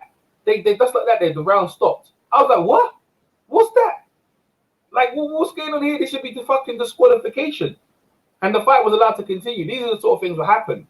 Like, seriously. And no one's going to report on it because it's not English-speaking country and no one cares. And no one cares. And end of the day, with, what's his name, Usyk. Usyk is a very good amateur. He's a very good amateur. He's become a decent pro. But what I'm going to say is that, bro, eventually, these dudes, the truth will set you free. And the heavyweight division is the truth. It doesn't matter how good you're boxing someone. It doesn't matter. As soon as one punch lands on you, you're going to know what time it is, bro. Art Smoking Joe Frazier, when you used to face him. Wilder is the truth. He has truth punching power. It'll let you know. And this picture I have on the screen is letting you know what's going on, bro. The fright of Usyk catching something from Wilder, the right down the tube is something. His punching power is so scary that Fury, the fighting man, the Gypsy King, whatever, he's decided to do wrestling before he even gets in there to make one more payday before he gets in there with Wilder, because he knows he ain't going nowhere. He gonna make one more payday before he calls it a day. You know what I'm saying? He's doing everything he can to avoid the man. You know what I mean? And the Wilder in the case is just taking bones. AJ, maybe took his eye off the ball. Maybe took his eye off the ball and he got beat by Ruiz, right? Or maybe Ruiz is the truth. We're going to find out. But the bottom line is this, yeah? Boxing is the truth. And no matter what you try, your people try to cheat, your people on the outside try to do certain things, it doesn't matter. You're going to get found out. And that's how the sport is. Triple G, Roman Gonzalez, Oleksandr Usyk, I put on the list right now with a question mark. Listen. These people, when they hyped you, to be fair, they should have, like Lomachenko said, right? When they tried to hype him, called it Lomachenko. It was fun, but Lomo gave respect to Rigo. Straight away gave respect. So people heard his translation. Nah, it wasn't a good fight against this guy. He told the truth. You know what I mean? Even against Luke Campbell, he didn't want to fight Luke Campbell. Never wanted to fight Luke Campbell at all. So what am I fighting him for? You know what I mean? And this is what it is, man. This is what it is. Who just jumped off? I think Phil Walker just jumped off. We have Fox. What's up, Fox? See Fox in the chat. Quadros, yeah, fight was tough. Yeah, Quadros fight was tough. Of course it was. Yeah, it was a tough fight. Roman Chocolate was a good fight. Probably is a Hall of Fame in his era. I don't know about Hall of Fame there, bro. I don't know about Hall of Fame and I'm gonna go there. You know what I need to look at? I need to go look them Gassius and Bradis, because I never heard Gassius and Bradis. Sota, man, listen, man. People say that, listen, it's that way boxing is, man. with boxing. There's a lot of hype people. When I mean hype jobs, they hype people to the level where they're not. You know, to the level where they're not. People say Mike Tyson was a hype job, but they never said his power was hype. They might have said Mike Tyson was a hype job, but they never said his power was a hype job. You know what I'm saying? They never said that. And Mike was undisputed. So yeah. They said Amanda Holyfield was a fraud. They said it was a fraud. So he ain't the real heavyweight champion. He ain't beat Mike Tyson. They said that for years when he beat Buster Douglas. No, that's bullshit, man. That's bullshit. Yeah, I don't think any of those guys were hype jobs. I think Tyson. Where do people? Tyson. Go ahead. No, I think Tyson. This is the only thing I can say about Tyson, right? Tyson struggled against guys that had solid jabs that can take a punch. If you can jab on Tyson, you can keep him from getting inside of you, okay? And you can take a decent punch when he does get inside, you're probably going to beat Tyson. You know, at the end of the day, man, I still, to this very day, I don't think we ever really got the best Mike Tyson we could. Because his potential was so great. But sometimes when it's so cloudy and it's so much dust, you know, you get sidetracked, and a lot of times when you do get serious, it's too late, man. You know, it's too late. But at the end of the day, man, Tyson was undisputed heavyweight champion of the world. That means he was the best. That means nobody was better than him. He was the best guy at that division. Okay? And so was Evander Holyfield. Anybody that says comments like that is just ridiculous, man. Like I won't even. That won't even be. I don't even debate those kind of people. No, but it's not worth my time. These are the critics at the time, and this is another thing, right? Tyson beat Hall of Famers early in his career, so I hear what Phil was saying. But bro, he beat Larry Holmes. Larry Holmes later on beat Ray Mercer, right? And Ray Mercer took the WBO belt from him, right? Then, right, he beat Michael Spinks. Now, listen, by the way, Michael Spinks was a bona fide Hall of Famer. Bona fide Hall of Famer. Mike Tyson beat both of them, right? Beat both of them. And all the other guys before him, right? And what I'm saying is that a lot of guys who they putting up, like, see, Lomachenko, so I leave Lomachenko alone, right? Because he's still got some work to do. He needs a couple of more Hall of Famers and he can shut the thing down. That's all you need is a couple more Hall of Famers. He said he wants to be undisputed. Being undisputed will it's the thing is who you beat. Like people say that Usyk was he was undisputed. I said, yo, but who did he beat, man? Who was the I never heard of Bradus or Gassiev, man. I never heard of them. And then since then, let's be real. Since he beat them guys, what have them guys did? What have them guys are they undisputed? What are they doing in the division? To show that these guys he beat were Hall of Famers. They're not doing nothing. So they weren't shit anyway in the first place. And right? And like look, Lomachenko beat what's his name? He beat what's his name again? He beat Rigo, right? Gary Russell, Rigo. Gary Russell Jr. You know what I mean? He beat Linares, wicked fight Linares. These are very good fighters. These are very, very good A-level fighters. No 100% doubt, right? And now he's waiting to fight Cormier and against what's his name again? He going against what's his name? Theo Lopez, right? I don't think they even Hall of Famers, but end of the day he gonna fight them. He wants to fight Tank, right? And then you know the fight for me, I think Josh Wharton, or maybe too far. I was getting the smoke in it. He just turned up, right? The Costa Tyson, I don't. He was a problem, bro. I agree with you. But listen to this, right? I'm saying like, so it's who you beat when you beat them, and you sit there and say, well, you know, no one can tell me Rigo weren't good. No one can tell me Gary Russell was okay. Gary Russell's pretty good. He fights once a year. He's inactive, right? But end of the day, he's active. He's fighting. Getting hit more. He's still in the pound for pound list. He's a great fighter. I mean, Palomo's a great fighter. And I mean, he is. It's just that is he pound for pound number one? I don't think so. I think Crawford is. I think Crawford exhibits to me what pound for pound fighter is. The only thing is he wants more body. The Errol Spence fight is over for me. We're gonna talk about Errol Spence right now, right? People say he wants the boogeyman, all that. Like, hopefully Errol Spence can walk and have a decent life. Whether he boxes against another thing, but the Crawford, hopefully Crawford can get some opponents in there. You know what I mean? Get some opponents in there to solidify his legacy of being the best pound fighter in the world. You know what I'm saying? And that's what you want to do. You know, the belts to me are great, But in the day, it's the fighters, the great fighters that you beat, and even after you beat them, they're still great. Someone mentioned Riddick Bowe. Riddick Bowe was a great fighter, but his management avoided Lennox Lewis.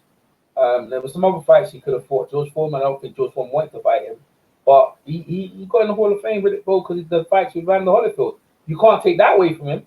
The fights with Vander Holyfield, they were sick, man.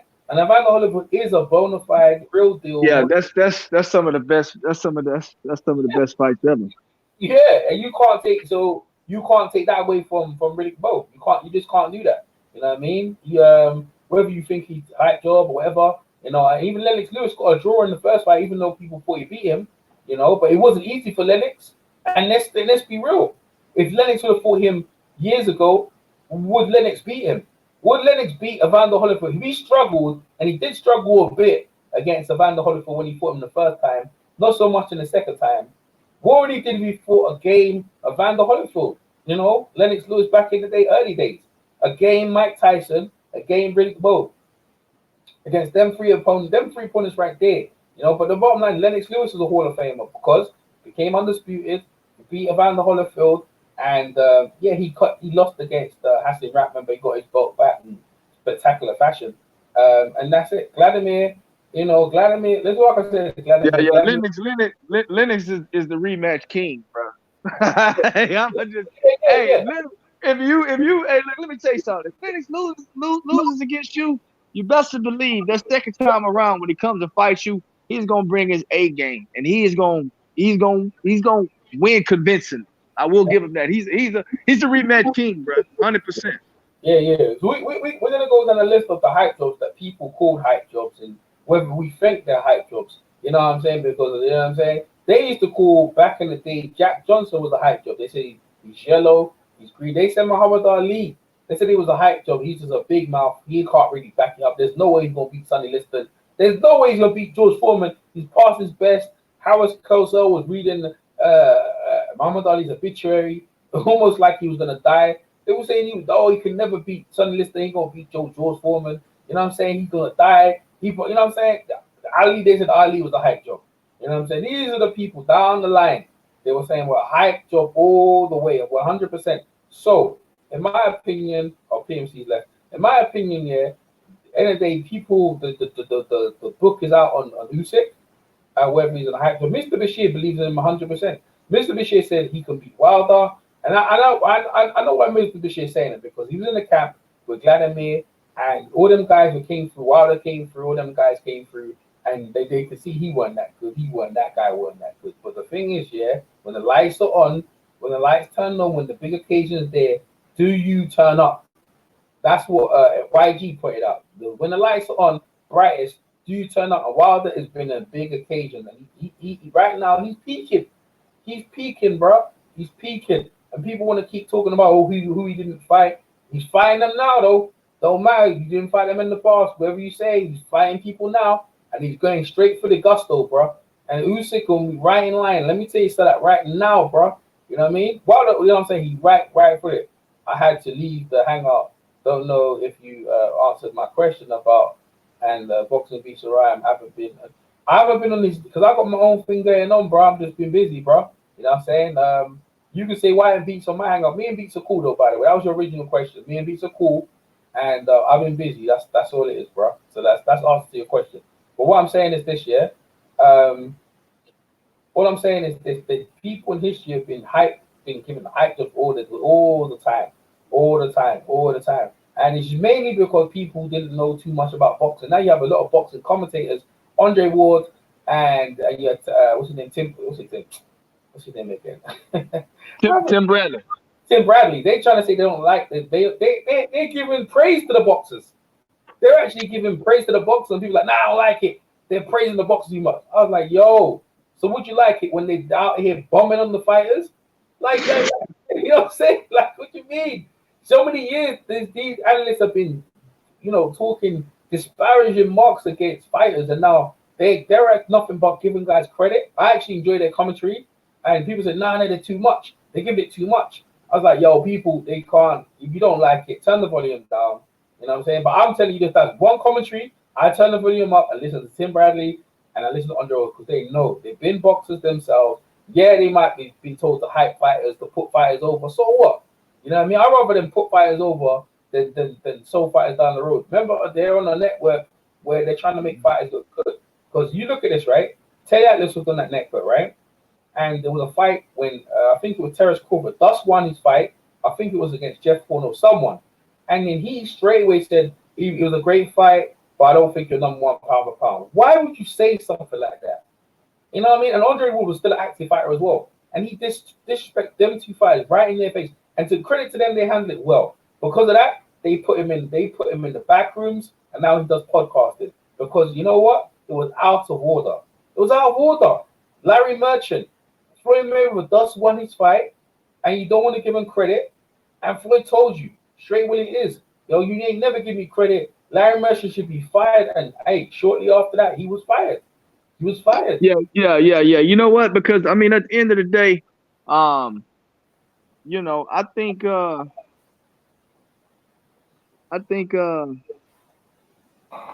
Teddy Atlas was, you know, he was all about Lomachenko. You know, you got to think about it, because see, this is another reason why they had to get rid of him, was because, you know, as a commentator, you're not supposed to pick a fighter before the fight. You're not supposed to say, hey, I think this guy's going to win, because you're supposed to view the fight from an unbiased perspective because you're a commentator, right? And he refused to do that. He was like, nah, I'm stepping away because I like Lomachenko too much, you know. So, and during that particular time when he was kind of not necessarily hating on Crawford, but he didn't want to give Crawford his credit, that was during that time frame when, you know, people still going back and forth between if they think Crawford or Lomo is the best pound for pound fighter in the world, you know. But at the end of the day, man, let's just be honest about this, man. Teddy Atlas, what he does best is train fighters. He's not a TV guy, so that's what he needs to stick to. Yeah, but I was talking, you know, he well, at least he was one of them guys who filmed. He went out of the realms of what he normally does. He usually gives credit for fighters, especially fighters who are hard done by and being disrespected. And in my opinion, Ward and Terrence Crawford were disrespected, and he got punished for it. You know, he deservedly got punished for it. Out of order. I don't believe boxers have no commission, right? No one governing body. We have that in England, and it works very well. But our island is not as big as America. America is, unless America can be. America, you know, like you say, you in Texas, you got your own flag. The Lone Star State, you have your own flag. In certain parts of the state, they have their own flag. They conduct business. And just to give you a quick history, we're the only state in the U.S. that has been a state and also its own country. So, you know, that's just crazy. So when you talk about Texas, man, you know, that's why a lot of people. I'll be honest with you, just to jump off topic. I think Texas is probably one of the few states that if they separated from the U.S., that would be we would be self-sustaining. So yeah, absolutely. Well, you did steal it from Mexico, so it's all good though. But you know what I'm saying? It was used to be part of Mexico. You know what I'm saying? Letting you know. What I'm saying is this, right? All I'm saying is this: is that the reason why they're separate, like in Utah have their own rules. In Utah, they do their own thing as well. California was its own country too. There you'll get the smoke, right? And what I'm saying is this, right? I like the idea that each state has their own commission and they run things accordingly. I really do. Some I don't agree. Sometimes like Washington, sometimes they don't have that many fights and everything. But yo, that's how it is. You know what I mean? Because if boxing had its one overall rule, me and you wouldn't be on it. I'll give you an example, right? The UFC, basically, when you think about MMA, you think of UFC, right? There's two different things, right? UFC is an organization. MMA is multiple different sports like boxing, karate, jiu-jitsu, all coming together. That's what it is, right? And there's the traditional and the rest. What UFC done, they made it more Americanized, add wrestling, and they made it more acceptable, right? But with the UFC, before the UFC came in, there was Pride and there was loads of organizations in, right? The MMA, and I mentioned MMA, they're their own community, like we do, the YouTube box community or the LDBC and the UFC, UDBC, whatever that community is. They're their own communities. When Dana White took over the UFC, he then proceeded, because they used to diss him all day, because a lot of the fans were Pride fans, right? And they didn't like what UFC was doing. Dana White then proceeded, to block and run all the MMA people out of business. There's no more, because I used to watch the communities, I used to listen to their videos all the time, and there was no more, because when they done a video talking about any MMA event, they used to get blocked and they used to be took down. If they mentioned it in their title, they got blocked down and took down. And I was like, yo, and that was a commission. That's UFC as a sanctioning body. They made sure they struck all the videos, so they couldn't even talk about it. And then what they did, they got the own media people like Luke Watkins, who put the propaganda out there. And recently, Luke Watkins has come out and said that he was told what to say if he didn't follow script, certain fighters he couldn't interview them. And he said recently I had enough of that, because boxing we don't do that. Like, we can talk about boxing, say anything. Only thing is, if I talk to some boxers, maybe they can hit me up and say, yo, you should have said that, blah blah blah. But other than that, I'm not going to get blocked. I'm not going to get run out of the community. That's what the UFC has done to the MMA community, which is no more. It's gone. So I don't believe in what Tay Atlas was saying, a commission. Someone's got to stop this corruption. There's corruption. There's corruption. There's corruption everywhere. We don't like it. In amateur boxing, Roy Jones lost the medal. There's corruption everywhere. My guy, in the weekend, we thought we won unanimously. I thought we won all rounds, and we got a split decision. We lost in a split decision, and everyone was uproared. You know what I mean? We felt like we got robbed, 100%. But that's I'd say it's corrupt. But that's not what we can do about it. That's the people they put in place. And at least they give you a chance to vent your opinions and stuff. Now, hype jobs. The reason why we go in the hype jobs, because we can see where things. People said, let's talk about this one, right? The biggest hype job that people ever talked about, along with Muhammad Ali, along with Mike Tyson, the biggest hype job of the 20th century that people talk about is Floyd Mayweather. Floyd Mayweather, people said, was the biggest hype job. They said Floyd Mayweather would lose to Ronda Rousey. They said Ronda Rousey would beat him. They said Conor McGregor would knock Floyd out in a minute. They said Manny Pacquiao would kill Floyd Mayweather, and the list goes on and on and on. That was where all them retractors say, you know what, I made a big mistake in saying this guy was a hype job. Where's all them guys you said that? Where's all them guys, Phil? Where they all gone?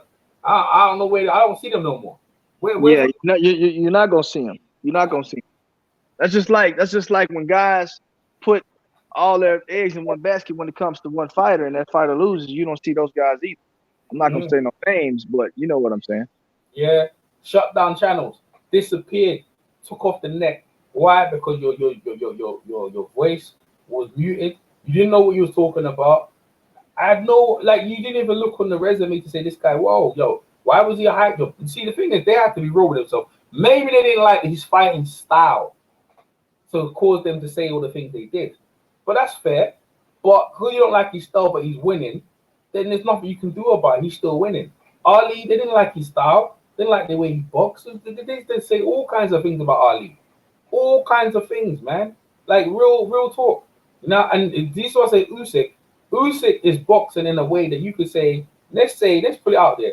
Let's say he boxes similar to an African American fighter or a black style fighter. Real similar, right? Mr. Bashir was making them do that, hit and not be hit. They didn't like it. They wanted to stand more. They wanted to knock people out. But now he's gone back to that. He's gone back to that boxing kind of style. And now because he's done it, Mr. Bashir is not there. He's getting hit right down the back. I wish I could talk to Mr. Bashir, by the way. I wish I could talk to him and see what he had to say about his assessment of Usyk. You know what I mean? I believe he's still in his hospital bed. Hope Mr. Bashir gets well. You know what I'm saying? Hopefully he gets some compensation for what happened to him. That heinous act. But that's why we call him a hype job, man. And he ain't gonna stop. They're gonna keep beating the drum. BFT over there. I was on Beverly Rose. He was beating the drum down on Usyk, and loads of people there. But you know what they do? And also in the group I'm on right now. When I go at Usyk, you know what they go at, Phil? They keep going at Wilder. Well, Wilder was a hype job. I'm not talking about Wilder. I'm talking about Usyk. No, but Wilder ain't done nothing. So Wilder's a champion, the world heavyweight champion right now, and he gonna fight Tyson Fury. I bet when he knocks out Tyson Fury, he gonna be a hype dog. Go Yeah, ahead. but you what though, man? A lot of and this is the misconception and the sad thing about a lot of the stuff that goes on YouTube. You know, this, and to me, I hate this. In order to build one guy up, you got to tear one guy down. Yes, sir. You know, Yes, sir. so, and to me, that's just ridiculous because, you know, a lot of channels do it, and I don't think a lot of channels do it purposely. I just think that's just how they do. You know, I mean, at the end of the day, man, if we're having a discussion about Usyk, right? Deontay Wilder doesn't have anything to do with this unless you ask him if Usyk can beat Deontay Wilder. Okay, now whether you think another fight is a hype job, then okay, that's fine. You can think that, and we can transition to talk about that fighter. But don't tear one guy down because you believe more in the other fighter, right? So I mean, I hate that, man. I absolutely hate it. Yeah. Hey, let me say something. Yeah, the reason why people bring, like we were talking about Chocolate, right? Hold on, let me just get some background right. 1 second.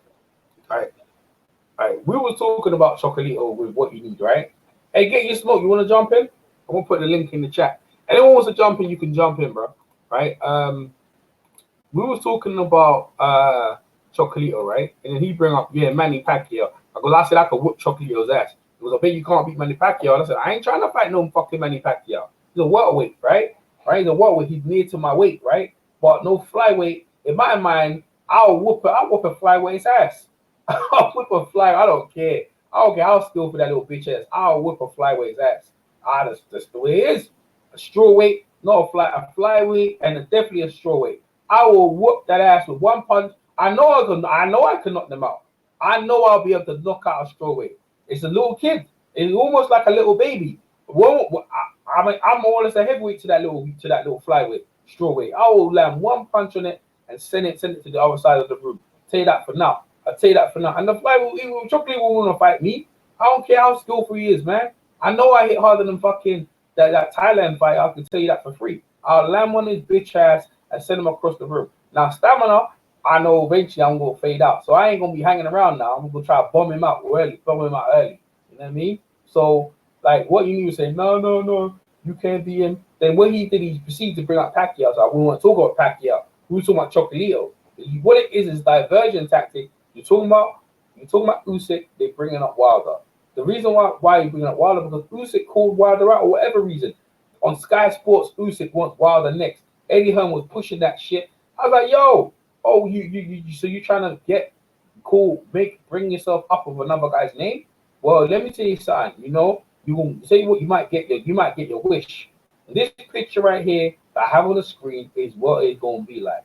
The shock and fear of Usyk getting hit straight down the pipe from Wilder. Calm and controlled. You know what I mean? Wilder gonna level him off, bruv. Level him. Usyk gonna land? Yeah, he gonna land. Let's say Usyk even wins 5 rounds, but he won't get smacked out, bruv. Smacked out. Just ricocheted out, bruv. You know what I mean? That's how it is. AJ, same thing. Bombed out, bruv. Bombs away. Because what they're looking at is what Usyk's skills and all that. Yeah, he can avoid. But we're talking about for 12 rounds, man. 12 rounds. And if he got good legs, all you got to do is beat him to the body now, touch him downstairs. How hard does he really hit? You know what I'm saying? Yeah, man. Witherspoon said they asked him how hard does he hit. He said, I don't hit that hard. He said, my reason why my corner stopped is because they could see I was faded and they didn't want to get him hurt. You know what I mean? It wasn't like because he didn't really hurt. Like he said he didn't even hurt him. Hear what I'm saying to you people. Chazz Witherspoon said Usyk never really hurt him. It was his fatigue because I was out of shape. They knew he got me a 3-day notice. That was the worst. You know what I'm saying? There you are right there. Hype job in its making. And the beans around the corner. I reckon everyone who's ever got any money, watch Usyk fights next. Make sure they got a good full training camp and put your money down straight away on the other guy on the opposition. And let's see what's good. As long as he's a name and that someone knows about them, put your money down, you should be all right. You know what I'm saying? You should be all right with it. Smoke ain't coming in, like smoke ain't coming in. Listen, bro, I got a poll on my channel. Make sure you check the poll out. Is Usyk a hype job and stuff like that? All right. I also got a poll on can women beat men? You know what I'm saying? And I put some fights. I put Katie Taylor versus Lomachenko. I put Mayweather versus Ronda Rousey. And I put Clarissa Shields versus Terrence Crawford. Out of the 3 fights, which of the women could win them fights? Out of anyone? Most people put Mayweather. Mayweather would lose against Ronda Rousey in the octagon. I say, yo, Mayweather will lose. What Mayweather ain't losing to Ronda Rousey in the octagon? I know she got judo and shit. What do you think, Phil? Mayweather's gonna lose to Ronda Rousey in the octagon? Oh, what you mean? Like in an actual, like a street fight, or we talking about some organized shit? No. Let's put Mayweather in the MMA octagon, right? Against Ronda Rousey. A proper fight. Who wins?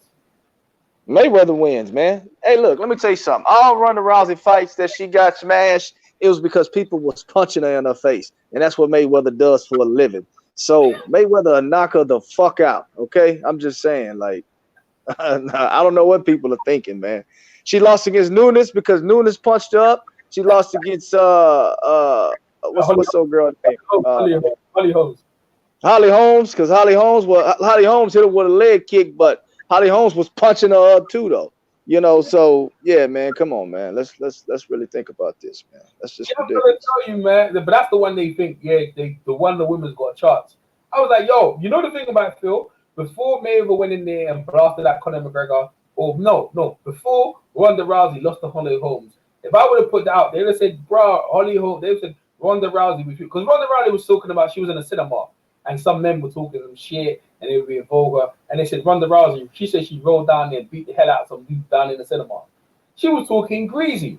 Then Dana White goes, yo, she could beat up most men. I'm telling you, she could beat up most men. And dudes ate that shit up, bruv.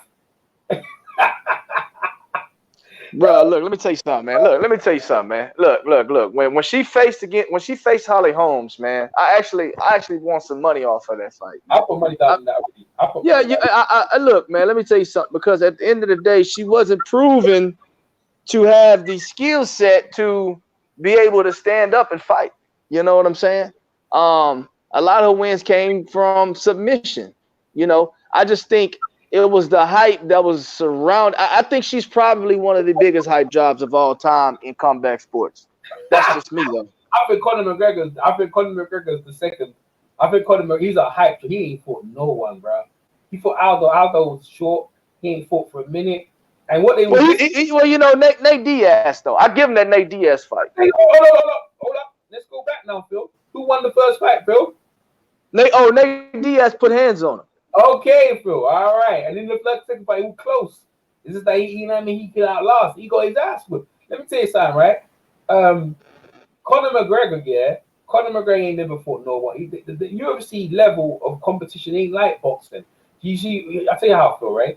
As you know, we have the amateur system. Getting out of that to be number one amateur in the world, you crazy. Everyone comes to fight in the 3 rounds, right? To get out of that, then turn a professional boxer. Fighting world champions, you're crazy, man. Like the level of like people have no respect for no respect for the level of high level of boxing. They have no respect for it, bro. None. MMA is different. Dudes can come. Brock Lesnar came in there within one fight. It was the UFC champion, bro. UFC champion. The moment he fought a good guy, Alex the Overeem, beat the shit out of him, bro. Cain Velasquez, this mismatch, bro. They were proper seasoned. They done wrestling as well.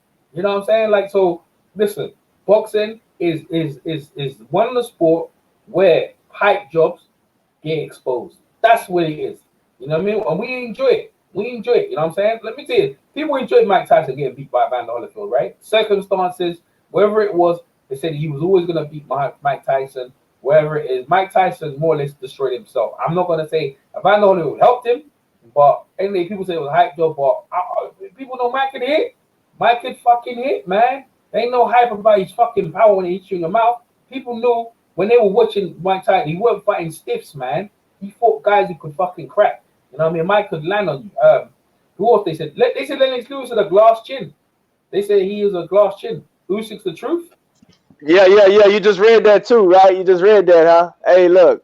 Hey, if that's what you think, man, you know, hey, that's your opinion. But at the end of the day, in order to be the truth, you got to show me truth. And right now, only thing you can show me, Usyk, is that You go 7, 8 rounds with a guy with no training camp, 4 days notice, that's overweight, and you didn't look very good doing it. I mean, so that's the truth right now. If we're gonna speak about the truth, let's talk about the truth. What Tim Witherspoon said, right? And you know, Witherspoon must have got a call from Tim Witherspoon, right? Chad must have got a call from his uncle, right? Said, "Yo, man, don't embarrass the family name out here." And he didn't. He didn't. He fought as a Witherspoon should do, bro. Let me tell you something. He did.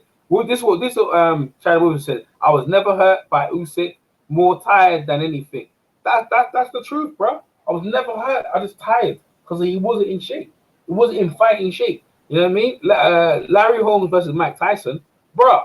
He wasn't in fighting shape. He gave Mike Tyson trouble, you know. If he was in fighting shape, it would have been a whole different thing. I think Mike would have got to him, but it was, bro. Mike was struggling, bro. He couldn't do what he wanted to do.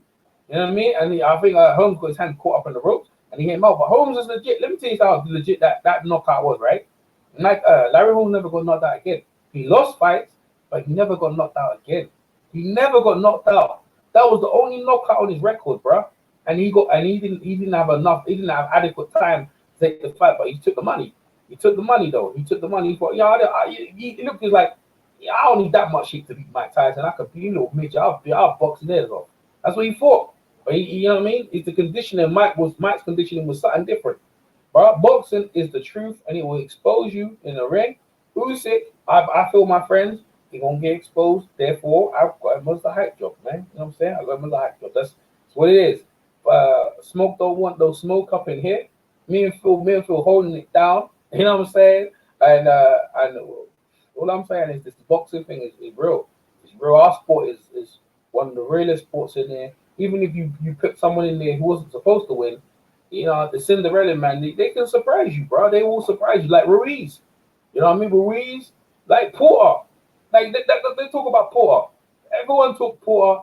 They didn't say he's a hype. So they said he's rubby. His style is awkward. He's an ugly fighter. He ain't that good. He's a gatekeeper. All them things they said about. They ain't saying about that about Porter now, bro. They ain't saying about They ain't saying that about Porter now. Whatever they were saying about Porter. let me go ahead. You know what? Let me tell you something, man. This is I had a debate on somebody else's channel about this right here, and no, I'm lying. It wasn't on somebody else. I left a comment on somebody else's on Brooklyn Child's channel, and they were talking about the Porter and Spence fight. Well, at the end of the day, they were saying that they felt it was him and another guy on there, and they said that him and Porter, they said they think that EJ underestimated Porter, but I got a different take on it, man. At the end of the day, I don't think EJ underestimated Porter because this is the deal right here. A lot of times when we listen to these fighters talk, we don't want to believe the things that they say. EJ has been said all the way leading up to the fight, and even after the fight, Sean Porter's going to come forward. Sean Porter's going to be in shape, and Sean Porter's going to come to fight, and he's going to come to win, and I need to bring my A game, right? This is what EJ was telling us the entire time. That's exactly what Sean Porter did, okay? Now, what I think happened was, see, it's a misconception because EJ didn't perform as people expected him to. So it's a misconception that EJ underestimated Porter. No, it was the fans. The fans of boxing who support EJ underestimated Porter. EJ never did. He knew exactly what fight he was getting into, okay? Because at the end of the day, when you go and you fight against Sean Porter, he's always going to bring his A game. He's always going to come to win, and he's going to fight hard. He's going to come in shape. So, at the end of the day, EJ did not underestimate him. It's the fans, man. The fans underestimated Porter. They didn't give Porter the credit that he earned, most importantly, and the credit that he deserves as a elite fighter in a 147-pound division. 100%, man.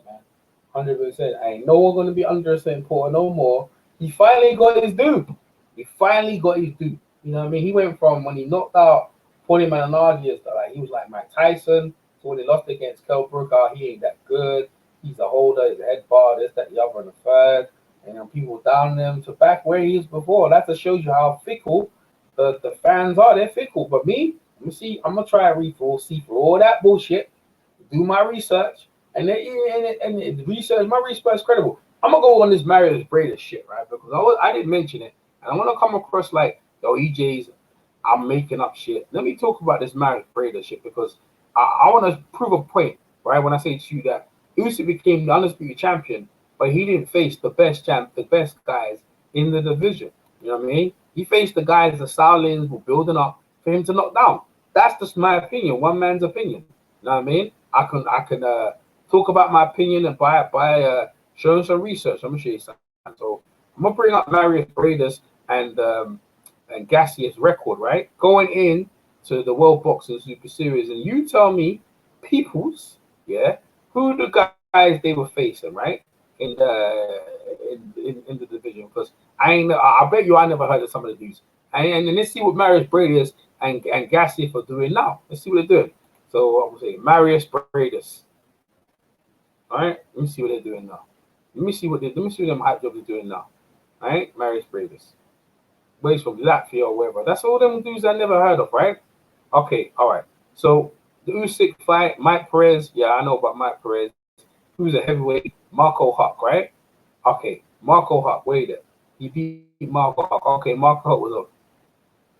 Okay, he beat Daradola. He beat Daradola. Fair enough. Who else he beat? I ain't never heard of none of these dudes here. So he beat Daradola, right? Daradola is one of them guys I wanted to be in the thing. Yeah, he's a good fighter. He's a good fighter.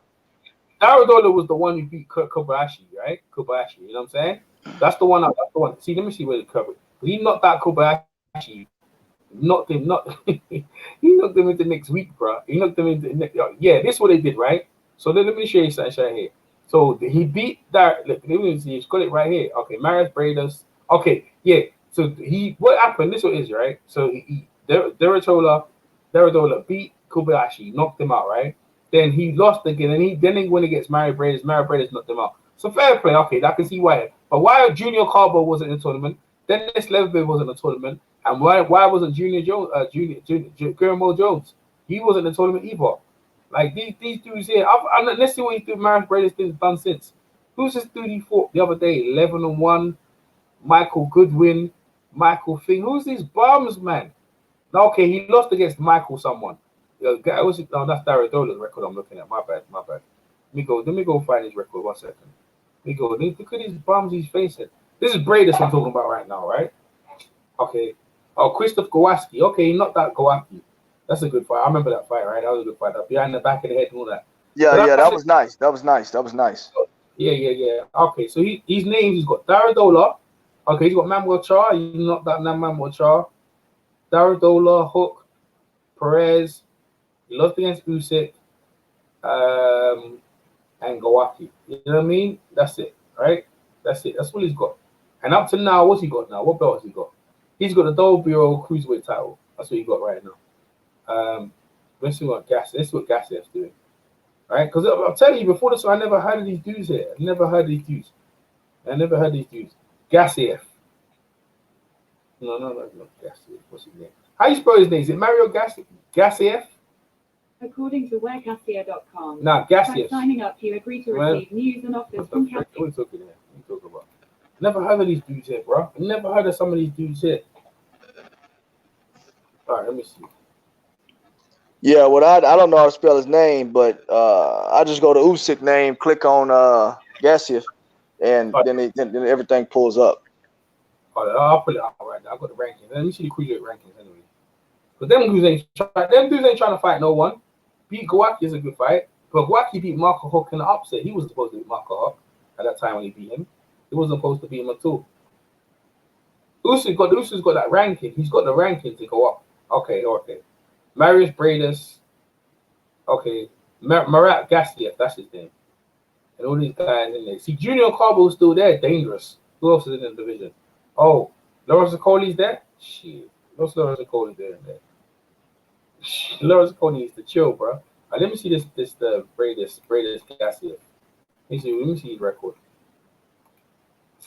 See, them dudes since he's left, they haven't done anything. They ain't done nothing.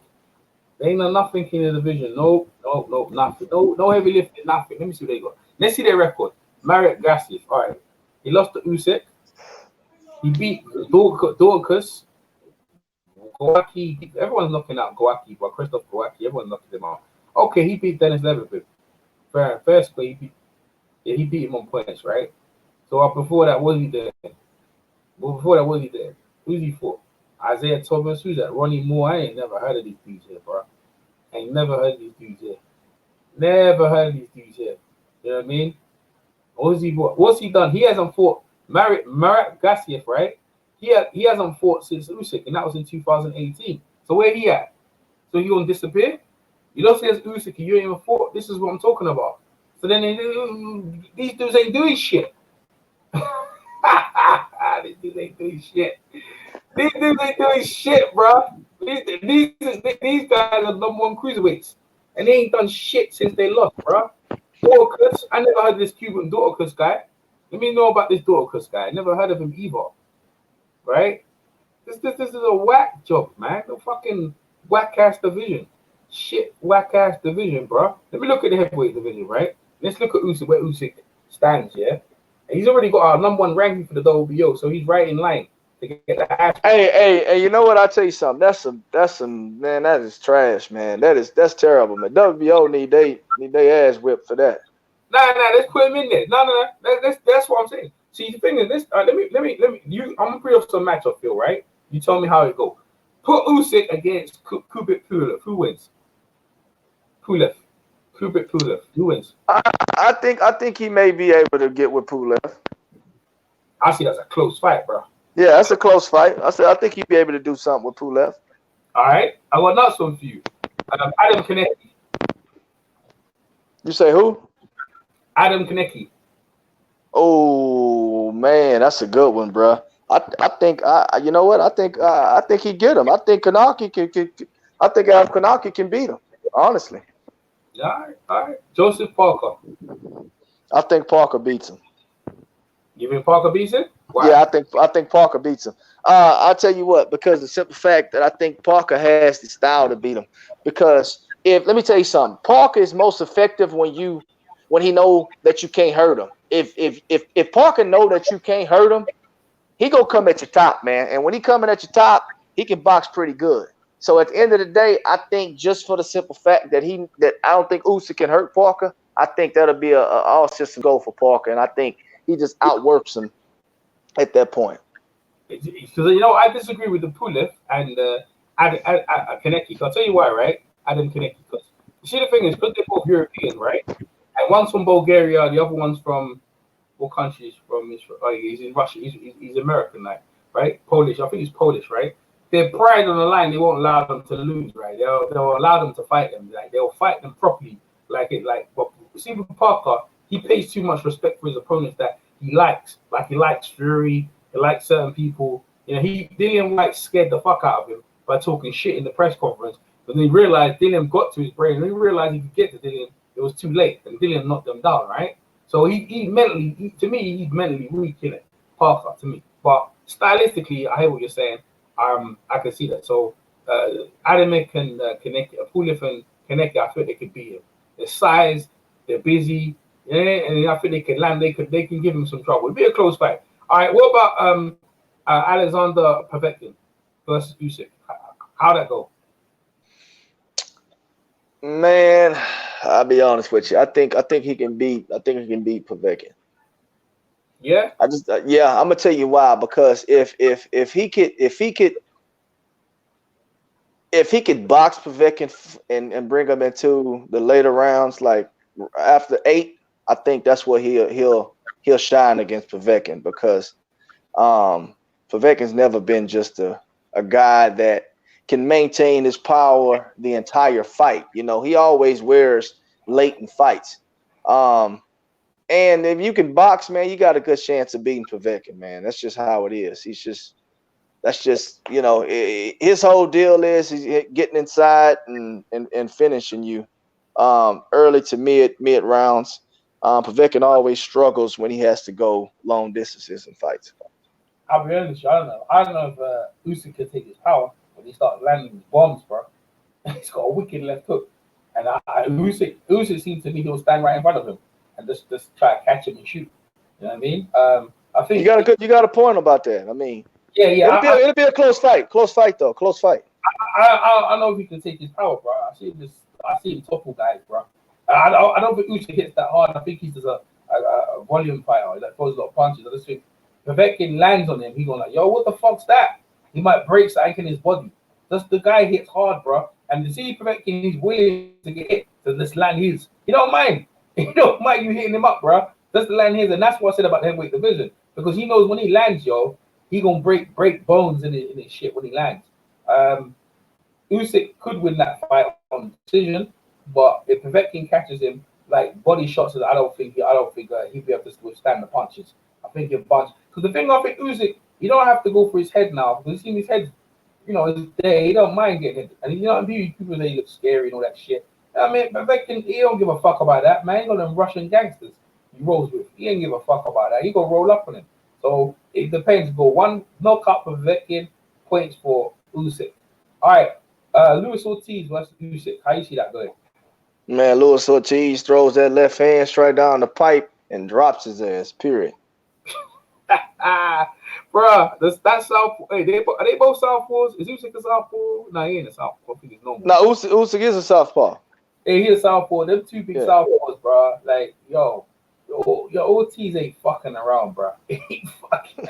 Yeah, I'm telling you, man.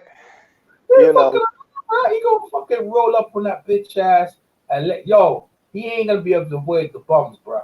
I'm just gonna be honest with you. I can see King Kong beating on his chest and rolling up, bro. Rolling up on that dude and just lay waste. Yo, he gonna get hurt. Look, and let me tell you something, man.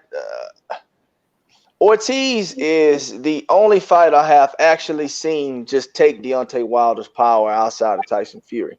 Because at the end of the day, and I tell people this, don't sleep. Ortiz lost on technical.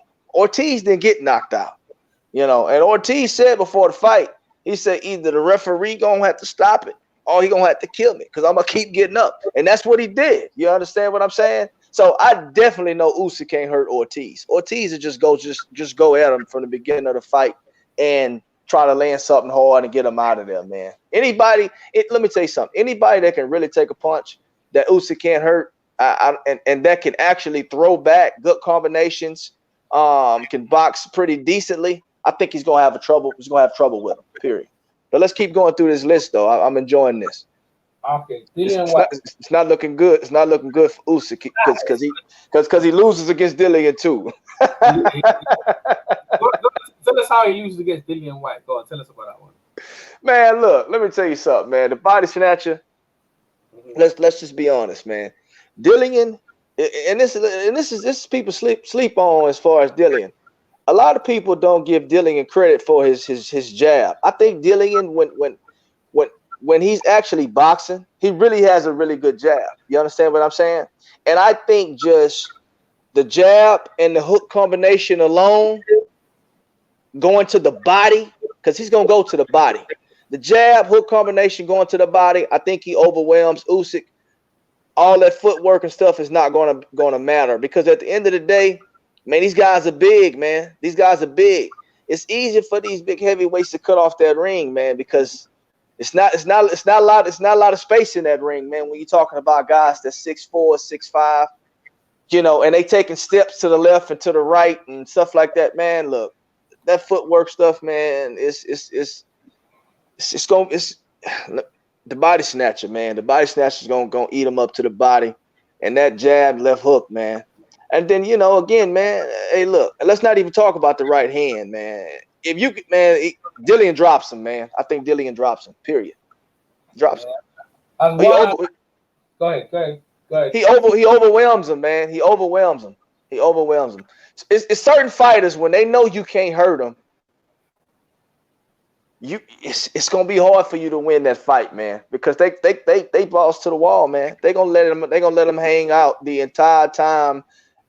They're gonna let it hang. As long as the fight is going, they letting them hang out, man. They're letting them hang out all over the ring. Period. All right. I'm on Dillian White. I'm not too sure on this one because Dillian, in boxes, Usyk's a better boxer, right?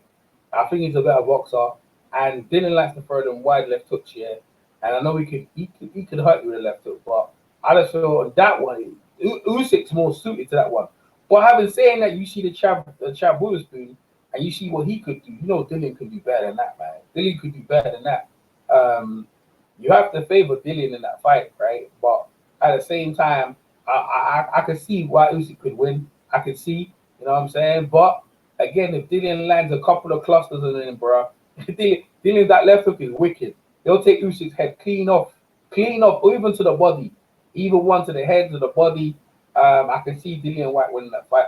That's a toss-up to me. Really is a toss-up. Depends how Dillian fights in that fight. You know what I mean? And Usyk, how Usyk fights in that fight. So that's the first one I say. That to me, that's like 50-50, depending on how Dillian comes in the fight. Because Dillian will be talking in the press conference, but Usyk doesn't understand his language. So, you know, it's not really going to bother him there. But in the fight, it'll be close. Because Dillian likes to get the mental advantage over a lot of his pilots. When he talks, especially if they can speak English, Dillian intimidates them, bro. Dillian goes, bro, you think you can come to my hometown and you're going to walk out? I remember he intimidated Parker. Parker was like, what? What do you mean? You think you can come to my hometown and talk shit? You might not leave alive. He got the fighters doubting, like, what do you mean? Like, I got boys waiting outside to beat you up and shit. He put real doubt in the fighters' heads. You know what I mean? And he did it to Parker. He did it to Lucas Brown, and you saw what happened when Dillian gets in your head. He won't get them games with Usyk, but it'll be a good fight. Okay, Anthony Joshua. Phil, what happens? Usyk, Anthony Joshua. Man, AJ destroys this kid, man. Yeah. Oh yeah, man. AJ, let me tell you something, man. If AJ confidence is good as far as just the Ruiz fight goes, which I think it is. I think he's good now. I think honestly, the loss was the best thing that happened to AJ because now he has a sense of relief. You know, it's kind of like that boulder has been lifted off his shoulders, right? So I think his confidence to be back in the rematch with Ruiz. And at the end of the day, I mean, AJ has the technical abilities to match up with Usyk, right? Not the footwork, okay? Not the footwork, of course. But at the end of the day, I just think he has the speed. He definitely has the power. The only thing about AJ is that I just don't know how well his chin will hold up. Even though Usyk is not a super duper hard-hitting guy, I think a cumulative flurry against AJ would probably put him down if he's able to get it off in combinations. So, again, it'll be a good fight, but I think AJ takes that one, especially if he goes to the body. Well, what you said there from the very jump, I want to go with. Depends what mental state AJ comes in. Yeah, mental state, how his confidence and stuff like that. You see, that's the thing about AJ. He looks the part, his body's the part, he throws punches, and he definitely can hurt you. But if he doesn't believe in himself, Usyk will walk right through him, bro. He'll walk right through him. He won't show him no respect, bro. And you know, you got to believe that Usyk can land some punches on him, and AJ don't take punches well. That fight is depending on more to do with AJ than it is Usyk. Usyk is gonna be Usyk. He's gonna come in. He gonna tough it out and try to be there and try to outbox AJ. It depends what AJ is about, bro. You know what I mean? The AJ who fought Vladimir, that one he can still get up. Usyk will gonna be on him. Well, which is the best AJ? You see, that's the question here. Which is the best AJ performance? When he beat Brazil, when he beat Melina? Which is the best AJ? When he beat Klitschko? I mean, that shit was tight, bro. That was a chess game. That's what you're gonna get with Usyk, a chess game. AJ, if AJ is AJ, I mean, what I mean is AJ is his mind's right and his head's thinking. He feels like he can do a job. Then AJ should win. But if AJ is not that guy and he doubts himself and he's letting guys massage his neck, massage his big toe, telling, you know what I mean, and you know, massage his neck and stuff like that, and let guys hold his belts, that guy gonna lose. So I favor AJ in that fight, but it all comes down to what AJ is coming into the fight. And Usyk is just Usyk, but he could be AJ depending on what AJ is in. All right, next one, Phil. Andy Ruiz versus Usyk. Oh man, I think my man Andy Ruiz, man, gets in his grill and does him bad. Because at the end of the day, man, Andy Ruiz, I think his hands might be faster than Usyk's, man. Maybe not in combinations, but I think just like jab for jab, I think Andy Ruiz has a hell of a jab, man. I think he throws a proper jab. He steps with it and he throws it with nice velocity and power, and he snaps it and he brings it back like he's supposed to. At the end of the day, man, Andy Ruiz, man, I've always been and you know this, EJ, I've always been a firm believer in Andy Ruiz's ability. From the beginning, when he fought against Parker, I thought he got not necessarily robbed, but I thought he won the fight. And when Eddie Hearn and Matchroom said that he was going to be the replacement for Big Baby Miller, I said that's a mistake because Ruiz is going to beat him. I was one of the few guys that thought that. So at the end of the day, I've always been a believer in Andy Ruiz's ability, and I think a fight with Usyk would be one of them times where I still got to go with him on that one, man. It's kind of one of those deals where I'm going to go with you until you prove me otherwise. And Andy Ruiz at this point just hasn't proven to me that not necessarily proven to me. And it just Andy Ruiz, no one has proven to just dominate or be just such a better fighter than Andy Ruiz. So you got to go with Ruiz based on his resume and what he's done thus far. Period.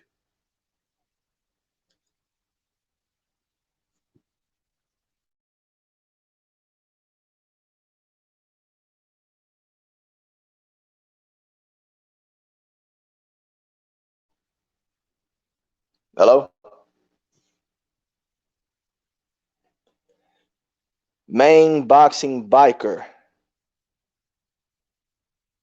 says that Usyk is not fucking with any top 20 heavyweights.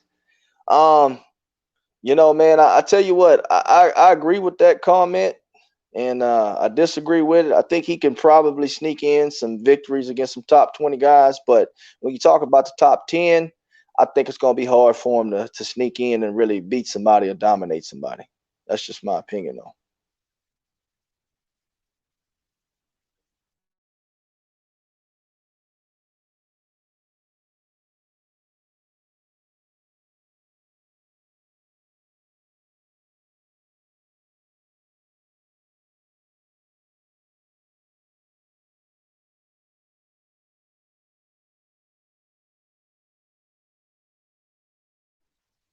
Well, people, it looks like EJ has had some complications. I don't know if I'm still alive. It says I am. But right now, the discussion is Oleksandr Usyk overrated, a hype job? And that's basically what we're doing. We're discussing that right now. We're going through the top heavyweights, and we're seeing how he matches up against them. But at the end of the day, Usyk is a great fighter, but he has not proven anything within the heavyweight division. And because he's not proven anything, I have to place him where he stands. And that's at the bottom of the pack as far as competing against the guys that, are in between the ranks of 15 to maybe 30. Until he proved that he can beat those guys in the top 10, that's why I have to place him. This is not the cruiserweight division. It'd be a totally different conversation if it was.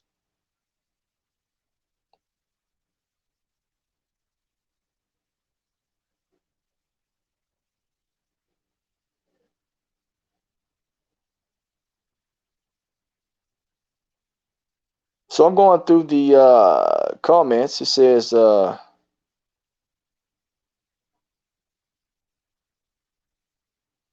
me see. I think Usyk can beat Hero Fury and Parker. I actually do think Usyk could probably beat Hero Fury without a doubt. Now Parker, I don't know because at the end of the day, if Parker doesn't respect your power, he's going to pretty much kind of do whatever he wants in there, and that's when to me personally, when Parker's at his best. But Huey Fury, I do think Usyk can get in there and outbox Huey Fury and get the W against him. So yeah, I agree with that and also disagree with that. AMG 2.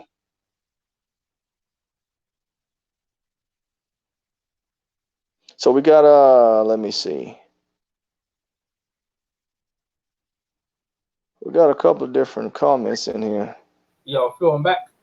All right, man. I don't know what happened to you, man. I was trying to hold you down while you was gone, but I appreciate it, bro. My connection went south, man. I was reading the guys in the comment. Let me just go back to that. So damn, man. I was like, yo, connection. That always happens. All right, let me read the guys in the comments, right? So my guy, we got main boxing biker. Usyk can't F with any of the top 20 heavyweights in the top 20 heavyweights. I agree. They're quiet, but that's what we're talking about right here. Oh, get the smoke this jumped in. All right, my guy Jamal Phoenix, right? He goes, he beats Kula, he beats Parker. Yeah, Usyk don't. My guy K 97. Usyk don't know. Okay. Usyk, I don't know, man. Now I have one more question for you. Do you guys have a pair of headphones, like iPhone headphones, that you're not using? Everyone's using their earbuds. There's not a floating pair of earbuds around. No. Say again. oh, he's not talking. He's not talking to us, EJ. He look like he's. Yeah. I'm like,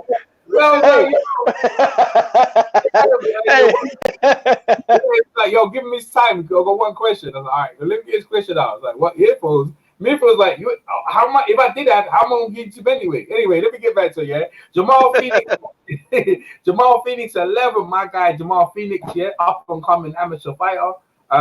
Busy respect. Busy respect on the body snatcher. Was it? Oh, I think he's saying put some respect on the body snatcher's name. You know, Jamal's a big Dillian White fan. You know what I'm saying? Like, that's his guy. He runs a Dillian all day, weather, rain, snow, anything. So he's always gonna give him respect. He goes, he eats Usyk alive all day, every day. Yeah, we could do. All right, main boxing back. Usyk got rocked and hurt in the first. Was that in the first? Go ahead and turn this off. What? He got hurt in the first. I give the first round, and he just can't take go through the gears. Go through. Was it take these guys weight punches? Yeah, probably. ATG2. I think Usyk can beat Huey Fury and Parker. Yeah, he can beat Huey. He can beat Huey. Parker, I could see. Yeah, we're gonna move. Let's see what Get the Smoke has to say. Yo, what's up, Smoke? Smoke. It's the Russell Brand. Nice. I think he's trying to sort himself out. All right, we're gonna go back to the list. So we're back on the list. All right. Smoke, you sort yourself out?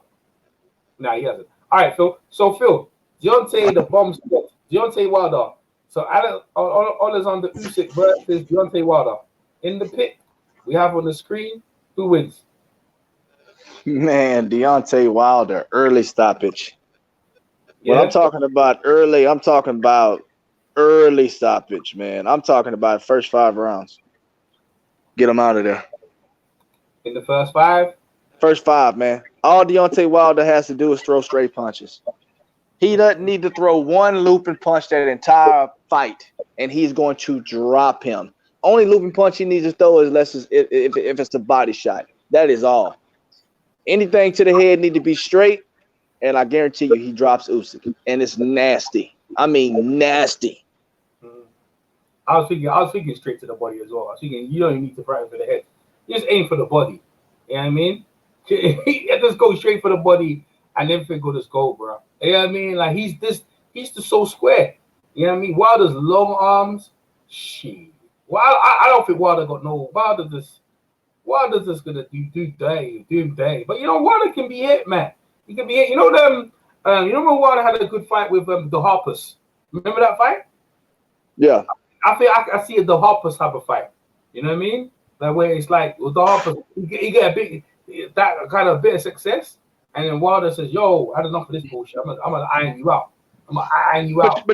But you know what though? I'm gonna tell you why I disagree with that, because Wilder's a different fighter now. I think Wilder is one of the few fighters that actually has gotten better with time, because it's a lot of flaws I saw in Wilder's game that either he doesn't do them anymore or he's just going the total opposite of that.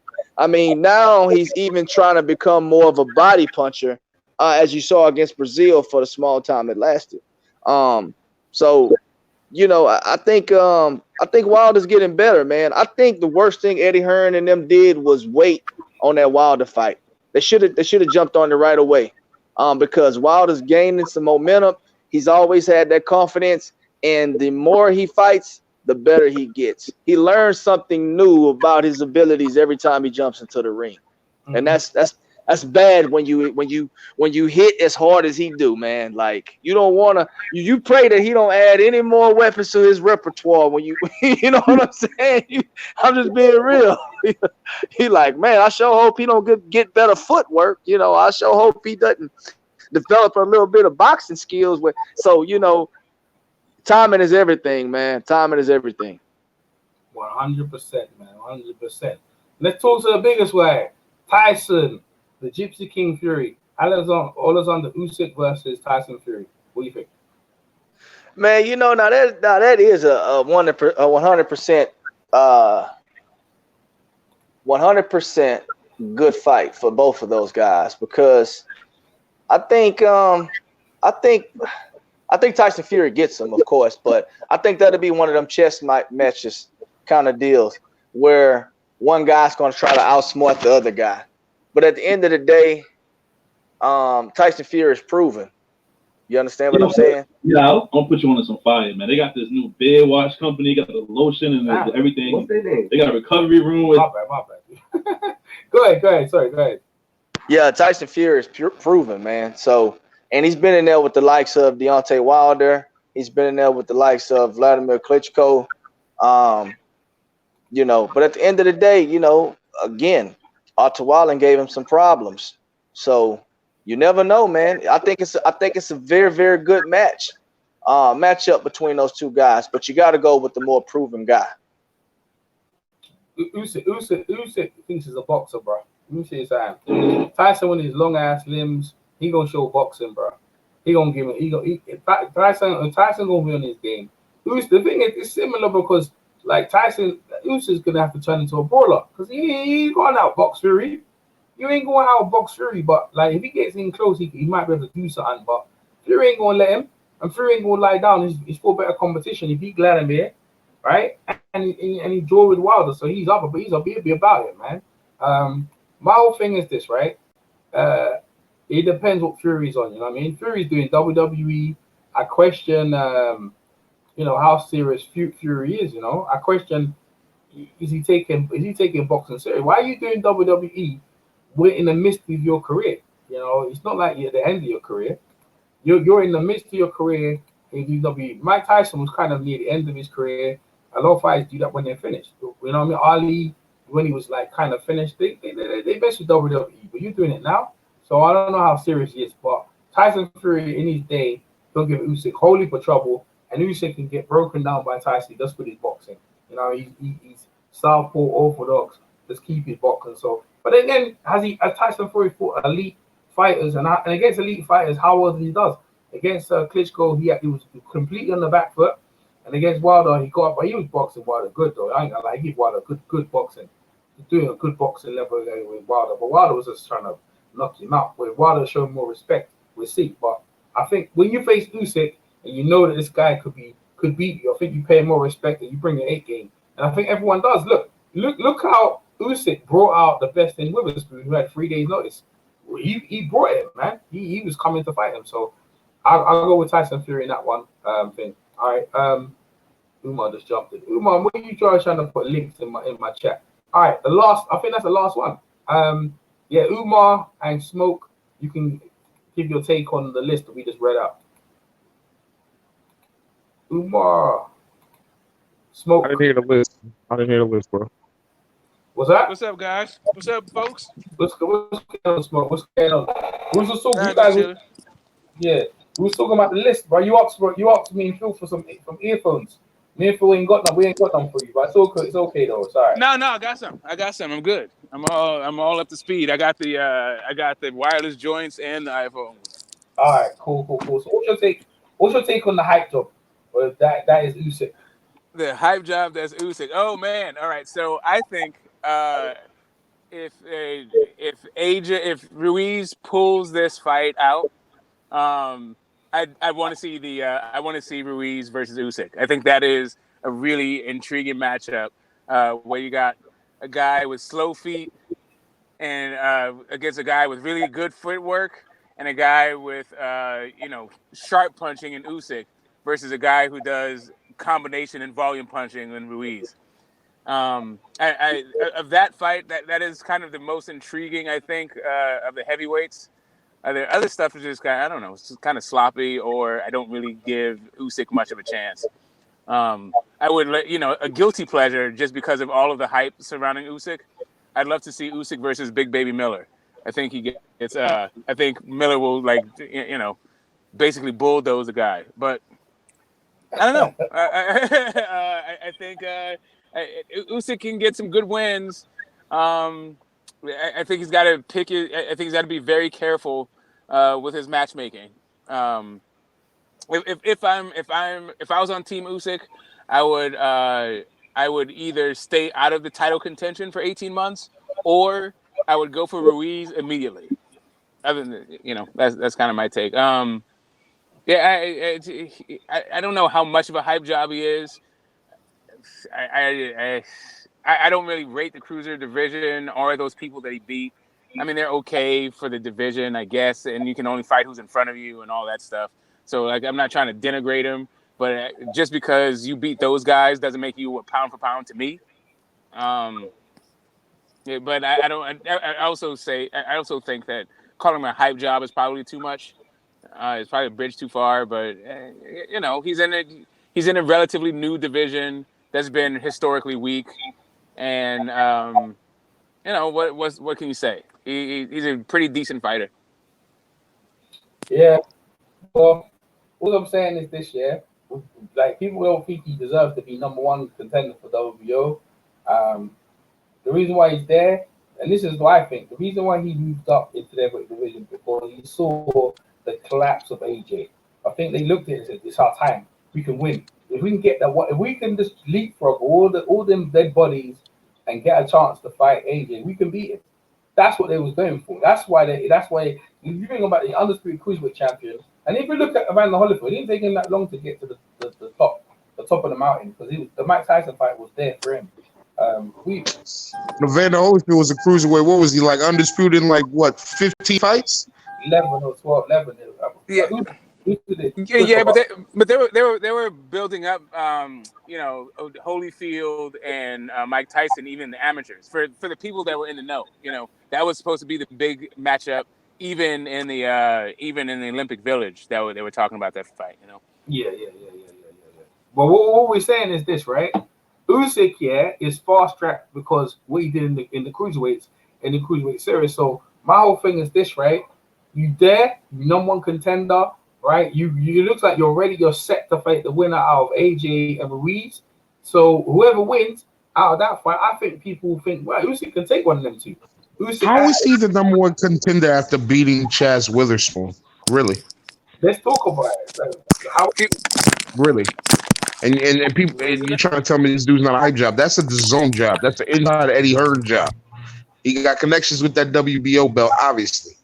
How the fuck you fought Chazz Witherspoon and you're the number one WBO contender? So they're lining you up to fight the Ruiz Joshua Winder. Obviously. That shit is a disgrace. Boxing is a disgrace when it comes to shit like that. I don't mind giving him a shot though, Umar. Give me shots. Let me see what I want. I ain't got no problem. No, give him a shot. Give him a shot, but let him be a don't make him a mandatory. Don't put him in a mandatory position. Let him be a voluntary. If Joshua Ruiz wants to pick him out, fine. But don't leapfrog all those guys that have been putting in work. Its own thing that makes it makes it unique and the master of its own space. IBF, they'll strip you if you don't fight your mandatories. The WBO's little thing that makes them unique is that if you're the super champ and you move up, you're automatically the number one contender. That's how Terrence Crawford got his strap. I wasn't too upset when Terrence Crawford got a shot, and he didn't do anything at 147. He just moved up, and he's Terrence Crawford. Give him a shot. I'm not mad that Usyk's got a shot. It's disappointing that we don't get clarity in the division, because I'm one of those also old school purist kind of guys that I'm looking for an undisputed, so I know where a guy stands. You know, and even that can be, you know, you can asterisk it away and all this stuff, but at least with a new undisputed, I know there's a new line and there's a new real champ. At this point, you know, if let's say AJ wins and he doesn't fight Usyk and he lets the WBO go and they do this whole dance where they have two different belts that they keep hostage over a Matchroom, I'm not interested in that, really. I mean, you know, I feel them on a business level, like that's what you do and that makes business sense. But as a boxing fan, I'm not really trying to see that. You know, I want to see the guys fight. I want to, you know, if Usyk's gonna get in there, yeah, don't just get in there against Andy Ruiz. Just, you know, I would like to see Usyk fight some people, but really, the only fight I really want, I like to see him fight Parker and Ruiz. Outside of that, I don't know. Do you want to see Usyk, Dillian White? I'll tell you what I want to see. I would. Because I think Dillian will knock his punk ass out. I want to see Ortiz, and I want to see him get Povetkin, because them two were the boogeyman of the division for at one point. Ortiz will knock him. Povetkin. Yeah, I can see that. I can see Povetkin might put him to sleep too. I get the feeling that Povetkin didn't really want that fight. Nah, of course not. You know. Povetkin does. Who did Povetkin just beat recently? Price. Not Price. Fury. Price and Fury. Oh, he beat the shit out of that boy. That was funny. Yeah, that was funny. Yeah, he beat Fury. I mean, Eddie gonna give him a shot, right? Yeah, I don't like people. People are getting the impression that that Usyk can outbox Wilder. I mean, I get that would be the way that he could win is by outboxing. Like, there's no other way that Usyk can win, like, you know, logically. But I don't even think he can outbox Wilder. I just don't see it. Yeah, Wilder's gonna shoot something down the middle. That's what I know. I see Wilder shooting it down the middle. Where you going? You driving? Smoke? Yeah. Hold on, I'm putting on my seatbelt. There you go. My car is gonna self-destruct if I don't put on my seatbelt. Yeah. I'm just saying, like, Wilder's gonna shoot something straight down. I don't mind him getting. I don't mind. That's why I call him a hype top at this point, because, like, we were supposed to see, like, come in, Chazz Witherspoon. That's the thing about this day and age, right? You can't cheat us no more and put guys in short notice and think we ain't gonna know about. We gonna know the bullshit. So all that details, maybe we didn't know it back in the days. In this day, social media, we know about it. We know when you're trying to pull the wool over our eyes, when we know what you're doing, right? And Chazz Witherspoon, credit to him, give him the business. So credit, but maybe it's good that he didn't look good against him. It'll allow other guys to say, "Yo, I can beat him. I'm gonna be the first guy to beat Usyk." So maybe it should be easier for. You know what? Those two guys, the way they fought and the skill level that they showed, they looked like smaller guys. Those are a couple of boxers. You could have put them in any weight and seen a fight like that. You know, that fight had shades of, you know, Spence Garcia with just timing and counterpunching. You know. What fight you talking about? Chad? You talking about Witherspoon? The Witherspoon Usyk. Yeah. Like, really? For a minute, Witherspoon was countering over the top, countering over his, like, extending the jab. You know, they were going back at it. There was some high level, like, technique shown, some good punch placement from Witherspoon, some good timing, some great timing actually. You know, Usyk had clean punches and, you know, some nice combinations. He was sort of tricky in there. It was kind of fun to watch in moments. But yeah, I don't see it. I don't think that the young guys are too big. They're too active. They're just too. I think they're just too much for what he brings to the table.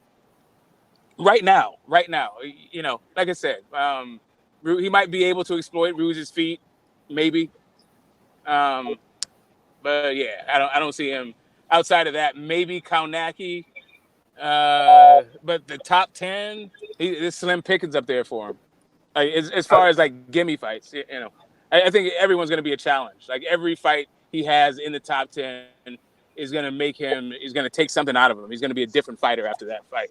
Usyk shouldn't be getting any hype as far as being heavyweight Win or division. lose. Weight division, that's fine. But in the heavyweight division, he shouldn't be getting any fucking hype. He fought Chazz Witherspoon on a fucking short notice. That wasn't even supposed to be his opponent. Hey, did I lose you guys? You still there? What? No? Hello? Yeah, we're still here, man. Okay, yeah, okay, cool. All right. So, One minute. Umar was talking. 1 minute. Umar was just talking this stuff. Like, go ahead, Umar. So finish what you're saying. I don't think you heard him. What smoke? Go ahead, Umar. Finish what you're saying. I ain't worried about him, but what I'm saying is why is Usyk getting any type of hype as being a heavyweight? He should not be the number one contender in the WBO. He fought Chazz Witherspoon, a washed-up fighter, on short notice and struggled. From what I'm hearing from you, I ain't watched the fight personally. Like, come on, man. Yo, but my guy in the chat said he ain't over it. But this is the thing, right? Usyk had a full training camp, bro. He had a full training camp. Like, he was ready to go. So the guy, he's ready to go. So he's prime, ready to go. And he still looked bad against the guy with 3 days. So what's that saying to you, bro? Yo, stay your ass back down in your cruiserweight division. He ain't no heavyweight. He ain't no heavyweight. He gonna get hurt with one of these big boys out here, bro. Not at all. This is like, EJ, this is like when Tony Bellew talking that dumb shit about fighting at heavyweight permanently and all that dumb shit. Because he fought because he fought David Haye on one fucking leg. Get the fuck out of here. Nah, bro. And when Wilder hugged him, he came back to his senses. And if Wilder gets a chance to hug Usyk, he gonna come to his senses. Yeah, he knocked the fuck out. Why did Usyk make Tony Bellew go down to cruiserweight to fight him? That's not the see. Exactly. Drained him. You were planning on going to heavyweight anyway. Why didn't you go up to fight him when he was on his winning streak at a healthy weight at heavyweight? Why didn't you go up and fight him there? Yeah, you basically the same size. PED, tactical bullshit, man. LDBC hating, calling Usyk. LDB hating on Usyk, calling on Wilder. Ain't no one listen. He called out Wilder, bro. We're just talking about tack him them. Listen, let me tell you something, bro. And another thing, hold on, another thing, EJ. Who the fuck on this line is LDBC? Fuck is you talking about? Well, hey, get smokers. Get smokes, LDBC. But he I don't know. Get this smoke. Maybe he is LDBC, but I know I'm not. You referring to me? I will sit your ass down. Nah, we cool, bro. It's up, man. Now he just say LDBC is saying that. Now we're gonna call it is. He had a full training camp. He had a full training camp. He was ready to go, and he didn't look that good, bro. He didn't look that good. He knew he was supposed to go in there and annihilate Witherspoon. That wasn't the case, bro. It wasn't the case. And after the fight, he had this look on his face like, yo, bro, I struggled against him, and he didn't have a short notice. What else is out there? Yo, exactly. What else is out there? There's a minefield to you, bro. You know what I mean? And nothing in the world. See, in the World Boxing Super Series, all the European fighters, you knew who they were, man. You probably fought them in the amateurs or seen them in the amateurs. All them Bradis and Gassi. Have you seen them around? You ain't seen no heavyweights around now. Hey, listen. Your best bet is to fight Joyce straight away to get back your credibility. You know what I mean? Put yourself in that shit. But I reckon that's gonna be a war. And Joyce ain't gonna lay down for no one, bro.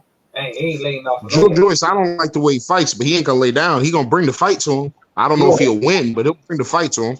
100%, man. 100%. Usyk don't deserve no effing. What's it?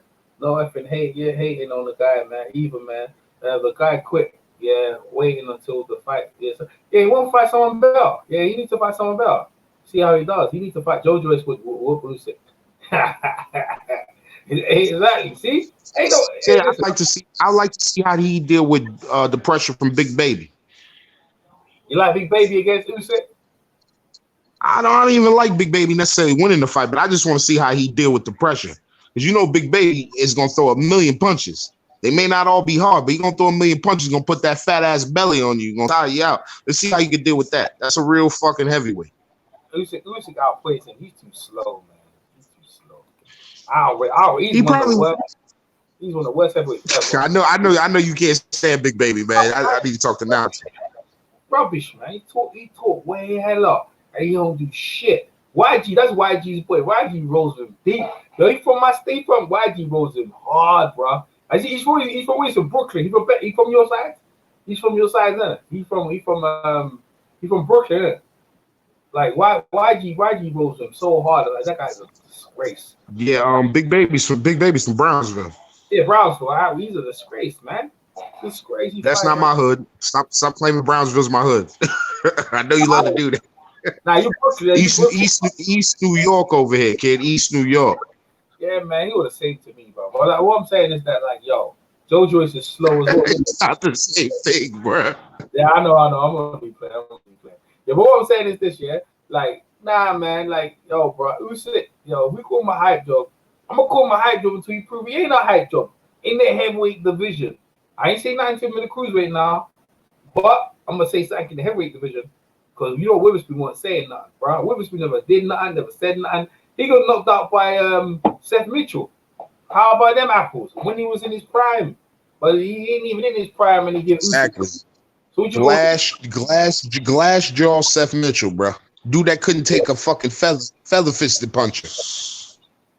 Yeah, he should shine off with Witherspoon. Yeah, his uncle called him. Tim said, "Don't embarrass the family name. All you gotta do is just throw some bombs in them, and everyone gonna say you did well, and then get yourself out of there," which he did. Sit down your stool, y'all say you too tired, and they caught me in short notice. So he just completely discredited Usyk. But I teach them a lesson for bringing him in. My man from Philly ain't having it, bro. You know what I'm saying? Like, he ain't having it. Yo, Usyk trying to Usyk's name. Man, look, man, he need to leave water out his mouth. And stop. I don't know where what's this guy main backer? Yeah, I went to school in East New York, man. Ain't no difference between Brownsville, Umar. See, you know what I'm saying? There you go. I'm saying, yeah, the thin line, exactly. It's all good, bro. It's all good. Like I said to you, I ain't fucking with Big Baby. I'll tell you that for free. I ain't fucking with Big Baby. Anyways, yeah, same line, same goons. Yeah, you're right. Goons, man. Hope Mr. Bashir is okay. Hope you guys are okay. Hope you guys enjoy the show. Make sure you smash that like button if you can.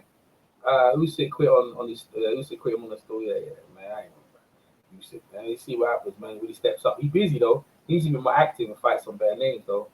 Usyk got bored and quit. Yeah, he probably did. He made him look bad though. He made Usyk look bad though before he left out. Usyk stunk up the bed. And in the interview, Ray Rahim got a good interview out of him, man. One of the best interviews, boy, of all time. Yeah, man, he didn't hurt me out this sport, boy. I'm just tired. Just discredit the guy bad, bro. Anyway, bro, I've been on this thing for like 2 hours or stuff like that. Sorry about the internet cutting off for a bit. The guys on the panel, Umar, and the rest of the guys, always good catching up with you guys. Make sure you thumbs up the video, like, and hey, make sure you comment on my polls on the community side of my page. And yeah, man, Lost One. It's always love out here, bro. Like, we agree, disagree, but we're gonna talk that boxing. You know what I'm saying? Yo, listen to my new intro. I'm EJ Boxing Live, and I'm out of here. Peace. Where's my intro at? Oh, here we go. Play my intro. Yo, in the chat, give me a hell yeah if you feel like you can whoop some of your ass. Give me a hell yeah. Hey, that don't mean shit. You gotta go out there and do it. Off his cheek. Oh,